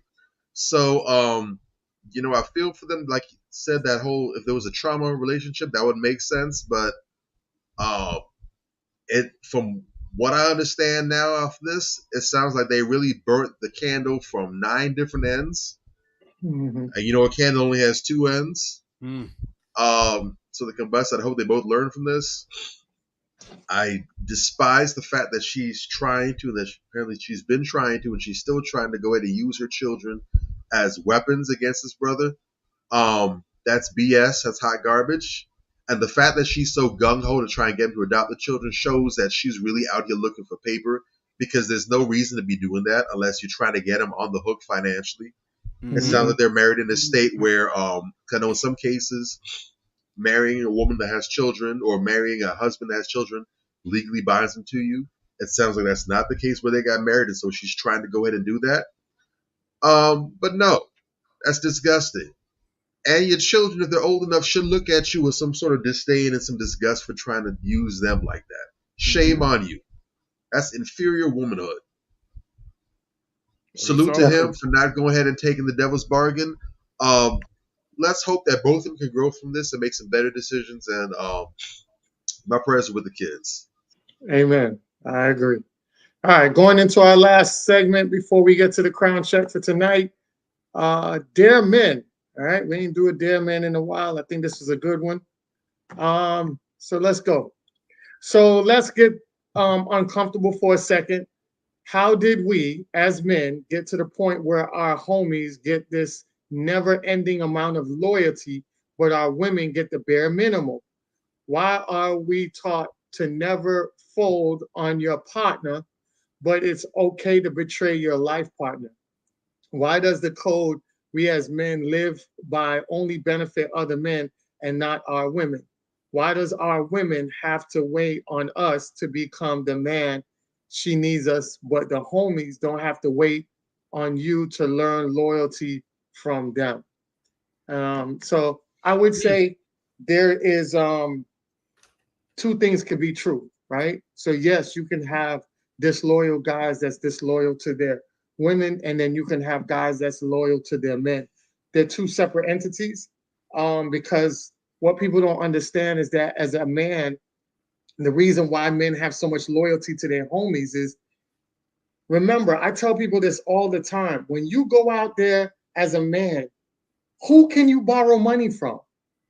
Let's be real, right? Major, who you borrow money from? Who can you borrow money from? I've never asked, but exactly. So, you know, Drake, who can you borrow money? Who can you borrow money from, Drake? Few people. I can count the people on one hand, not using all the fingers. And I'll definitely say, in most cases, I've been the bar. There have been times when I've had to reach out and no one had anything for me, but I've been the person that's done the borrowing. So, the lending. And that's my point. My point is, and I've been trying to stress this to women all the time. Whenever you look at a man, and this is why men are 3 times more likely to commit suicide, because when a man is financially down, his pride doesn't allow him to go out there and beg for money. He got to get it out the strength and get it on his own. His mother and his parents rely on him. His girlfriend, wife relies on him. His children rely on him. Everybody relies on him to provide happiness for them. When a guy is, especially a professional athlete, the first thing he say, what? I got to go out there and buy my mama a house, make sure my mother. He never sat back and said, yeah, my dad made sure she's straight. No, he got to be the one to make sure that she's straight. And shit, if his mom passed away and his dad living, he made sure his dad is straight. You know, he got to make sure that his wife is good, because we have this thing where you got to take this woman out of her hard masculine energy and put her in a soft grip. That's his responsibility now. Take her out of survival mode. Exactly. Take them out of survival mode and put them in their soft girl mode. His children look up to him. They always like, daddy, I need this, I need that. Or if they go to their mama, guess what the mama say? She redirect them. Ask your daddy for it. You know what I'm saying? So it's like he has this pressure, this burden to put everything on him. And guess who is his banking system? Because depending on his credit, he can't even take out a loan. But guess who's his banking system? His homeboy that might be a drug dealer that he grew up with. His homeboy that might have been financially, living well for himself. His other homeboy who lives with his mom, but he got extra cash to throw him. And these guys say, dog, fool, what do you want? I got you. Unconditional loyalty, financial loyalty that he gets from his friends that he cannot get from anywhere else. Or if he goes anywhere else, they'll ridicule him for him. His homeboys don't ridicule him for him. They like, fool, I got you. Don't worry about it. Then he gets up on his feet and he, guess what? He pays back his homeboys. And at that moment, he's forever grateful because his homeboys pulled him out of a situation without ridiculing and was there without even any explanation of why he needed. Fool, I got you. Don't worry about it. Man, you good. Women don't understand that dynamic because those are the dynamics that be in a barbershop. That's not something we talk about all the time. That's a man code we keep amongst ourselves. Sure. You know what I'm saying? And so when you see the loyalty that's with the homies, that's because they've been there for years. Remember, you might have came in the picture 2 years ago. These homies, they was running around in pre-K with their damn diapers on, chasing each other, playing freeze tag. And now they're 30 years old. So that bond over the years, that's like my brother. How many times we go out here and we say our best friend is our cousin or our twin brother? You know what I'm saying? Stuff like that. So that's why I said a lot of loyalty comes into the picture because of the years and the stuff that the understanding that comes behind that. The many times that they were down in the hole or even needed advice, and they were the ones to breathe life into them, not their parents, not their girlfriend, not their children. Their homeboys breathe life into them. One of the best movies that I love watching, and I think is a classic, is Cool Runnings. When I can't remember Malik Yoba's part, and then the other short guy, the Jamaican guy, and he grabbed him and he said, "Tell me what you see." He says, "I don't know." He said, he grabbed him and he said, "Look in the mirror." He said, "I see pride. I see power. I see a bad motherfucker who don't take no for an answer." And then he was like, "Say it." He's like, I see pride. And he was real scared to say it, but eventually he ended up saying it, and he ended up building the confidence because he was getting picked on and he wasn't doing anything. So he built up the confidence in him, and he went out there and confronted the guy that was bullying him. You know what I'm saying? Those are the moments that y'all don't see. That happened in the bathroom. That wasn't out in the public. Breathing life into somebody so somebody take advantage of somebody because he has a nice character. We have people in our lives that do that all the time.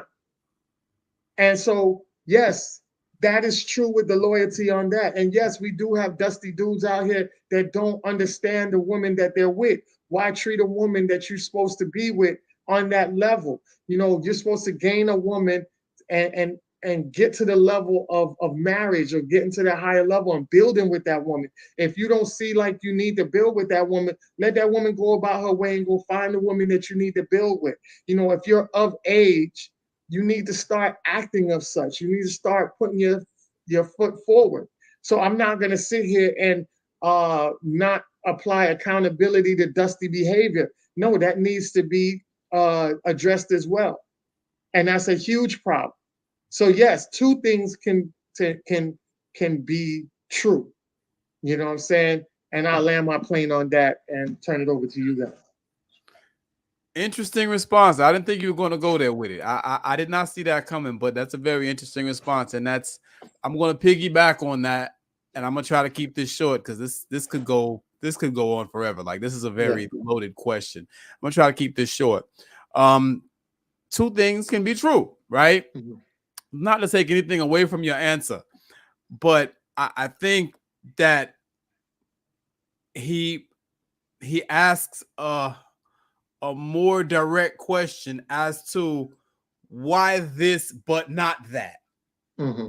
Right? And I don't think that there's a logical answer that a lot of us have to answer, that a lot of us have to really provide. And I think that what you said can be true in some instances, and I absolutely know that what I'm saying is also true in many instances. Mm-hmm.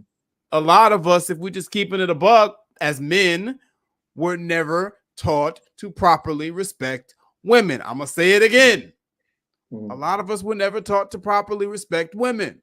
Mm-hmm. And so we don't feel like we need to show them loyalty or that we need to be loyal. How many men have you heard say, "Oh, a man gonna be a man"? What does that mean? Mm-hmm. That means you're gonna cheat. That means you're gonna fuck everything you see because you're a man. That's bullshit. And that has been taught to us over generations. Mm-hmm. Okay? A lot of men don't feel like they have any obligation to be faithful to a woman. Mm-hmm. Let's put the whole thing out there. You dig? So, we grew up on bitches ain't shit but hoes and tricks. Okay? A lot of men low key feel like there's never a woman that you can actually trust, and therefore they are not worthy of your best, of your all, of your loyalty. I've said this a million times on this show. We'll be faithful and loyal to everybody but our woman. And that shit has to stop. When the sisters come out and they talk about how men cheat and they lie and they disrespect the relationship, they're right about that a lot of the time. It just is what it is. You understand? So, yeah, there is no logical answer for that in some instances, brother. Some of these guys just really they were never taught to properly value women, and it shows up in the way that they treat them. That's just what it is. And we have a huge problem with that as Black men, and we need to take accountability for it. Now, sure, people could say that there are women out there that are unfaithful as well, because we're both unfaithful. It shows at the same rate. But right now, to answer his question and to stay on topic and not deflect into some other bullshit, that's the answer that's most comfortable to me. And it's something that I've seen so many examples of. I've even had to check some of my homeboys on this. Bro, why you out there fucking with, this other chick, man? You got a really good woman at home. She's beautiful. She's a good mother. She this, she that, whatever, man. I don't know, man. I'm just being a man. It's something that men do. No, nigga. Because for the first 5 years of your marriage, you didn't do that. You weren't a man then? Is that what you're telling me? It's like a lot of the toxic things, and I'm only using this example so I can draw a parallel so my brothers can understand me, so my brothers can feel me. It's like that parallel that we can draw to when women tell their daughters, oh, a man ain't no real man if he ain't got no money for you, girl. It's the same thing. We're getting bad intel. We're getting bad advice. We're being raised on bullshit. You understand what I'm saying? Oh, you a man, you gonna step out. No, you're not. If you're a man of your word and you're a man of integrity, the person who is supposed to be the love of your life is supposed to get the most loyalty from you. Fuck that shit. You understand? I wish I would step out on my wife. No. You dig? It's not even an idea. It's not even an idea. You understand? And I have a zero tolerance policy for cheating. And, I have a way that I feel about infidels of any stripe. You understand what I'm saying? We got to start standing on integrity. And that comes really to your household first, man. You're supposed to be loyal to those that are immediately around you before anything. I don't even trust a nigga who will cheat on his wife. I don't even trust that nigga.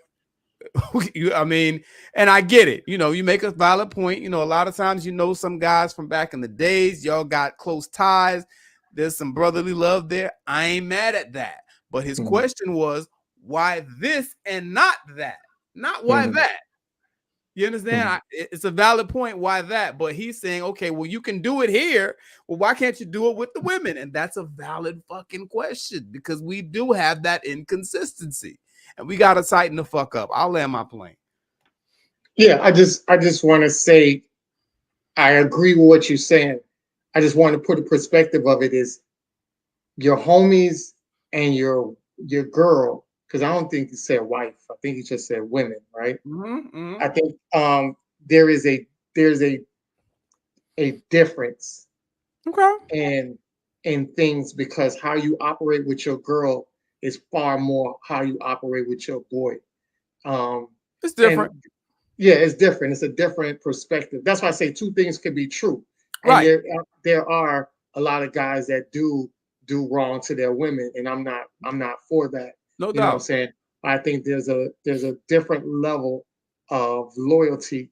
And remember, there are women out there that have men that do above and beyond, and they still feel like it's not enough. True. And it's the badgering.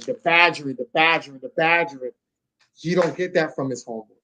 You get what I'm saying? True. So I think there's a different level on that. True. And that's just what I'm saying. And like I said, what you're saying is correct as well. Like you said, I don't think there's a wrong answer. We're just giving you different perspectives of, Right. of what it is. And I'll land my plane and give it over to Bobby. Yay. Get him, man. Get him, Gage. What's going in man, tonight? Y'all mauling it tonight, for real. You guys have done a great job of attacking it on multiple sides. My answer actually is very much in line with both of your perspectives. I believe that there's a different level. First and foremost, I definitely believe that a number of bad experiences, both firsthand and secondhand, have played into that. Whereas, some foul experiences with women, either ones that they've gone through or foul experiences, their partners, the people they know or know of, have gone through what they heard, definitely played a role in that. To where they believe that women are, and I've heard this conversation, and it's not wrong in some cases, but women can be a liability. Whereas the homeboys, now the truth is, people, period, are a liability. People as a whole, male and female alike, can be a liability. However, we have to, at the same time, be fair and understand that there's a level of access that we're talking about where it comes to significant others that aren't present with our friends per se. The reality is, in most cases, I wouldn't say every single case, but in most cases, majority of cases, your significant other is going to have a level of access to you that your boys aren't going to have. There's going to be a certain level that you deal with your fellas at, and and you're all into that level. But there's a different room that bae, that wifey, that the wife that you love is at, that they can't get access, that they shouldn't have access. It'd be kind of weird that access there. But it's a different area, it's a different experience, and there's different sides of you that they're gonna see that you guys aren't gonna see. All right, it's a different kind of vulnerability there, and that's why those relationship hurts go different. And he's asking, but I also say that because I also hear other women ask this question as well too. I think it's disingenuous because it's the same exact flip flop for women.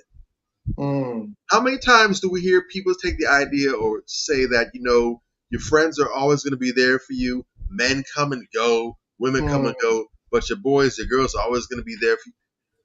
This is common conversation fodder, the general understanding that your friends are always going to be there for you for thick and thin, but you might go through a million different girlfriends, a million different boyfriends, or what have you, but your ace is always going to be there no matter what. Yeah. Right? So we have to understand that there is some level of that to where that is true. I would say that level of loyalty needs to increase with the significance of the relationship. Correct. It makes a bit more sense to have that kind of mindset if it's women that you're just talking to or that you're dating. Your wife, I'd say husband, but we're talking, this was about men. Your wife, that's supposed to be the queen of the castle now. The members of the castle, the members of the royal court, that's not the common folk. It's different. That's family. Now, your boys, they might be like family, but she is your family. Legally speaking, spiritually speaking, and if she's bearing, or if you're looking at her being the mother of your children, now you have the biological tie in as well too. Those are levels that your boys can't get to. And they should have that same mindset for themselves. That's why you kind of have to be careful also when you're dealing with friends who aren't at the same level of growth as you. Now, we talk about with women, but the same is true too. Single women keep women single. That's law. But there's single dudes out here that keep other dudes single as well. We're not about to dump all that on the women's desk as well too. True. How many times do you see some hating ass dudes? They'll be right there. They'll be trying to shoot you down. They're cool with you, talking to Shorty, getting a number at the bar, they'll be your wingman, everything. They'll help you lock down and seal the deal. And then a month or 2 or 3 comes and like, hey man, you still talking to her, bro? What's going on with that, man? Oh man, it's getting serious. Oh, and they start hating. Or they start scheming, trying to keep you out late, come to the club with him, come to the strip club with him, go to all these different places. They want to keep you separated, try to create a wedge because they feel like you're taking my best friend, my bro, away from me. True. This happens, and it doesn't get talked about like it should. But it does happen. These hating dudes, or if there's a circle of friends, and everyone seems to be getting locked down. They got a wifey, they got a lady they're dealing with, and the one dude who's left bringing the rear, he's still out here trying to be single as hell, and he's salty because all his dudes are wifed up and made up, and they got to be in early, or it's date night, or they got to spend some time with my lady, whatever, and he's still out there, can't get out the club, or he can't. This happens. So we have to be mindful, and I think the reality is, I think this is a very nuanced conversation, but I think both you brothers addressed it properly.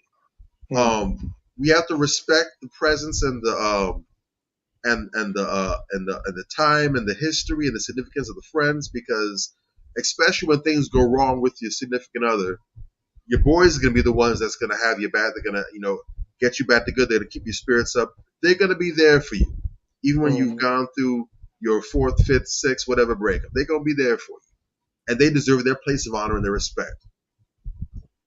But the significant other, the lady that you're looking to build with, that you're trying to grow with, she deserves a level of loyalty as well too. And the reality is, there shouldn't be a case where you have to pick and choose. I would say you're doing it wrong if that's the case. Correct. Agreed. You should have loyalty to your lady. You should have loyalty to your fellas, and that shouldn't be in a conflict. If there's a conflict there, that means something is wrong. We've talked before about boundaries and establishing those and enforcing those. She is in her place. They are in their place. Now, whether you have it so that they're able to commingle, your friends are cool with your lady's cool with your friends, whatever, or not, that's up to you. Depends on what your level of comfortability is. But the reality is that as a human being, as a person, you live a multifaceted life. You have a work life, a home life, a play life. And all these different areas should be in harmony. If your loyalty to your lady is causing friction with your friends, there's an issue there. If your loyalty to your friends is causing an issue with your lady, there's a problem there. You need to look at that. You should be able to have that social life where you have your friends, you're able to spend time with them, and then you enrich each other, and you have your life with your lady, and you spend time and you enrich each other, and you are being fulfilled. If there is harmony or there's disharmony going on, you need to look at that. Something's off. Your life shouldn't be in conflict. It should be in sync. That's my 3 cents and change on that. I'm going to go refill the ATVs. Well said. Well said. Get him, Gage. So I hope that. Man, get him, Bob. Get him, Drake. Get him, Drake.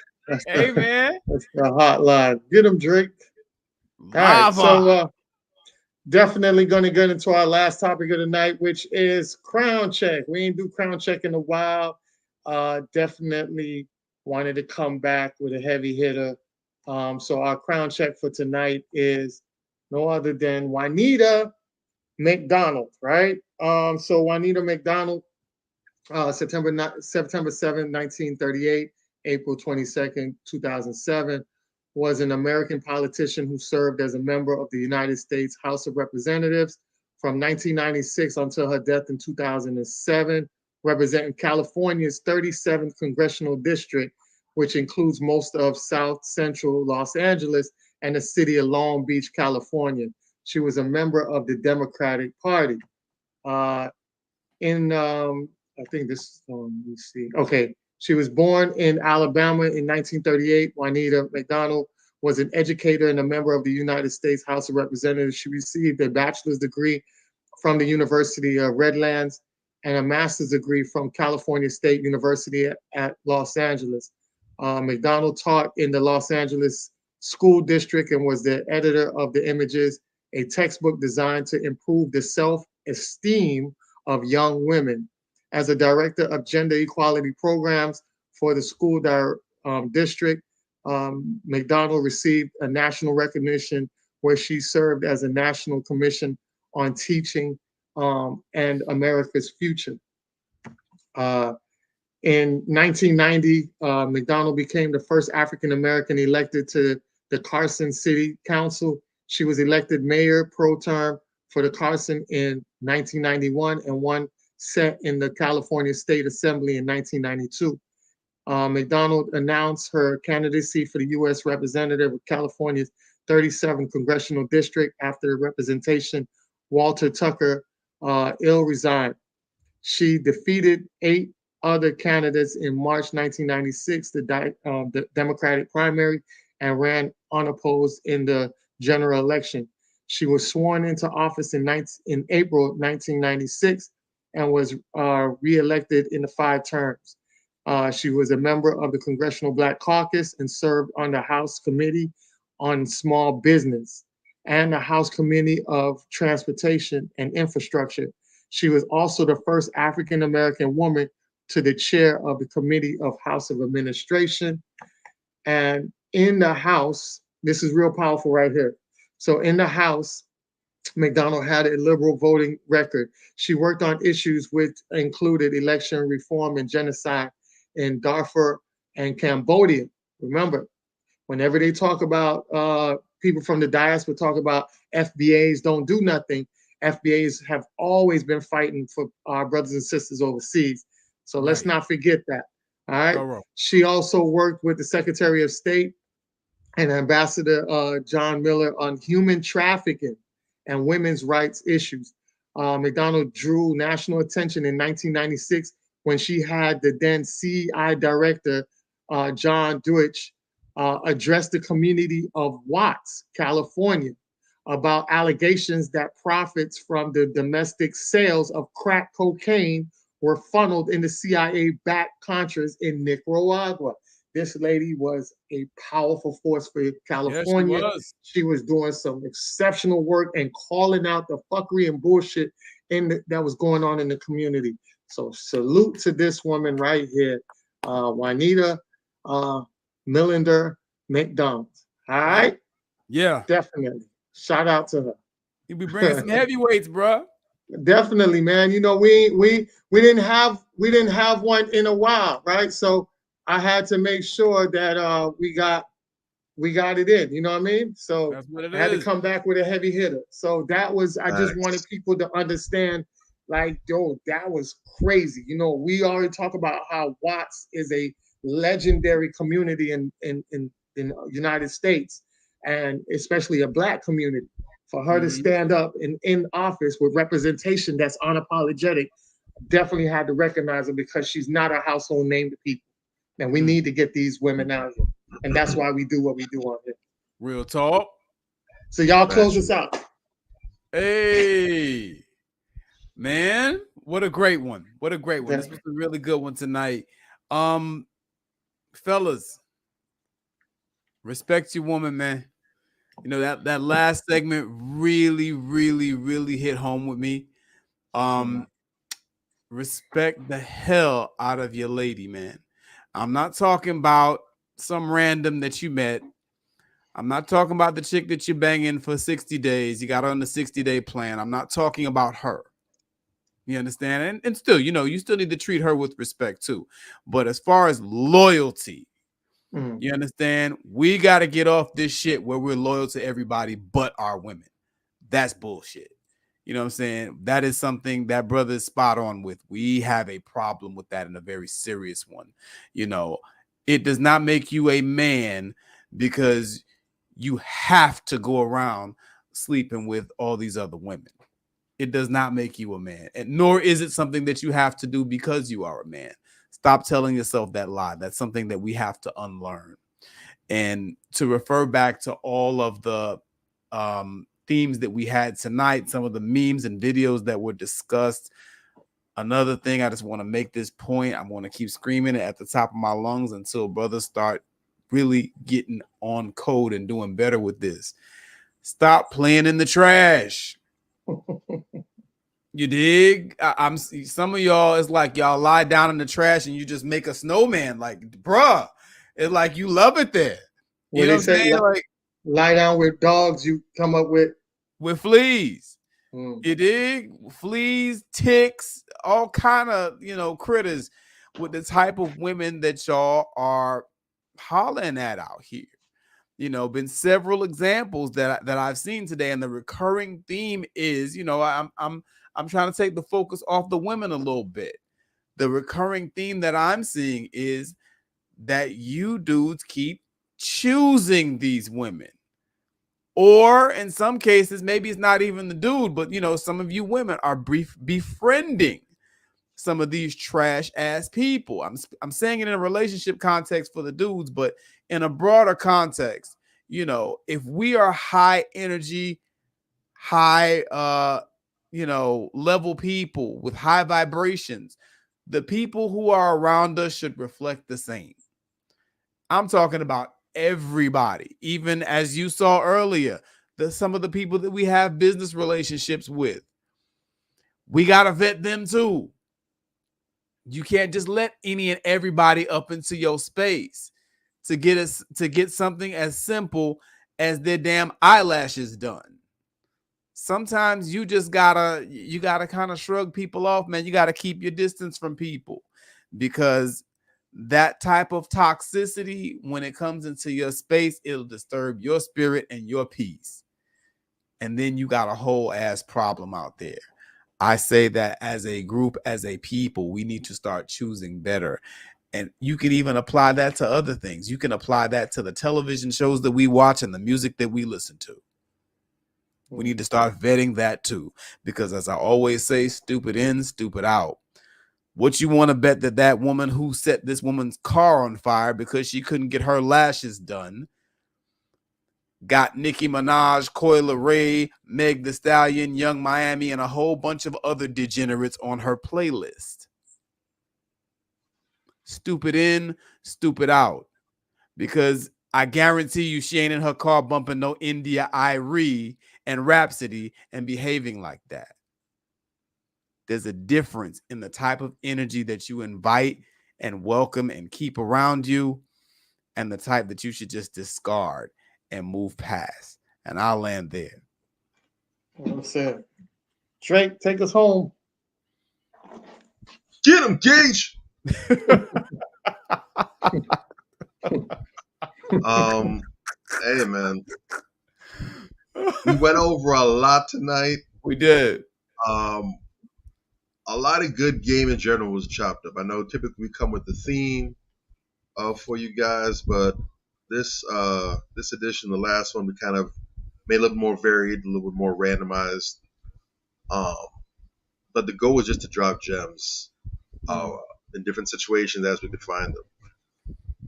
In short, just to briefly summarize it up, we have to make sure that if I could just pull one common thread between everything, if I could find one, ultimately it comes down to us having a refocusing of our priorities. Doesn't matter if it comes to who you're doing business or who you're dealing with, who you have around you, how you respect your lady or how you don't respect your lady, just the different areas, the different things that you're dealing with. What is it that you want out of life? I mean, seriously, pause for a second. Don't just let there be some kind of fortune cookie, crackerjack thing out of box you pull out and you just see, no, ho hum. Actually think about that though, because again, you're living life. Life consists of your life you as an individual person. Your life consists of every single choice and action that you take, every choice and every non-choice you make, because not choosing is also a choice. You don't get out of that. If you have multiple options and you say, well, I'm not going to choose any of those options on the plate, that's a choice too. You don't get off the hook for that.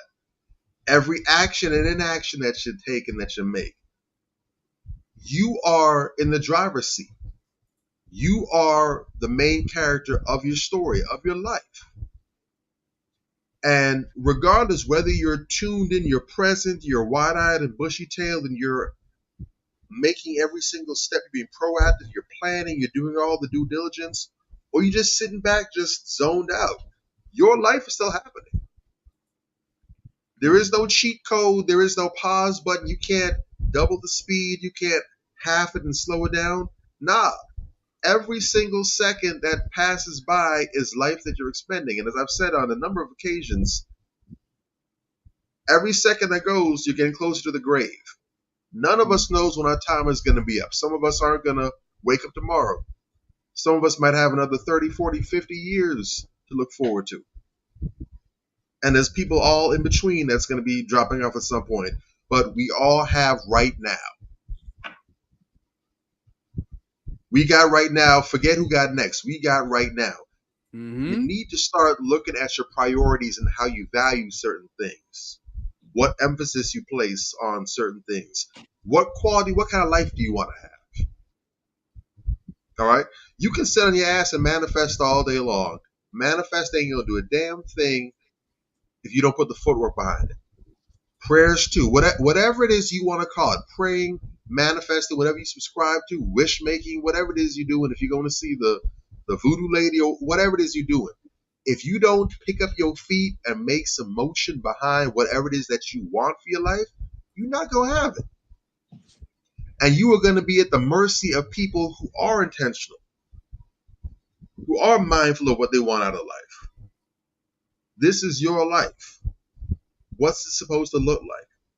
Because all these different things that we discussed tonight, there's an element of choice in the picture. The people that you're choosing to get involved with, the people that you're choosing to put that big wall up. I don't want anything to do with them. Whether or not you're going to respect this person that you claim is special from all the others, your significant other that you chose, that you don't want to be loyal to, what have you, or you don't want to have as much loyalty to others, and then the friends you keep around that might want to get in the way of that happiness and what you're trying to work towards. All these things are choices. And there's no excusing it. I mean, whether you make your choice, whether it's a good one or a bad one, you have to live with the consequences of it. And it doesn't matter how much, I didn't know, or if I woulda, shoulda, coulda, but you did. All right? So at some point, the Bible says when I was a child, I played as a child, I behaved as a child, I thought as a child. When I became a man, I put away childish things. You got to get in the front seat. You got to grab the keys, slam it in the ignition, rev that thing up, and you got to start making some left and right turns. As always, another great week. We appreciate you stopping by, spending some time with us, giving us your ear time and your eye time. Make sure you like, subscribe, and you share. Tell people, spread the word. We on a mission, and we're not going to be satisfied until the job is done.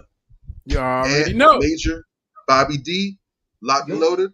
We'll catch y'all next week, same time, same place. This is Manversations 2020, baby.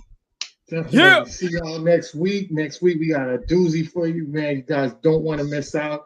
This is gonna throw a curveball in y'all. Y'all not gonna expect this type of interview that we got coming up for next week, but it's gonna blow your mind. All right.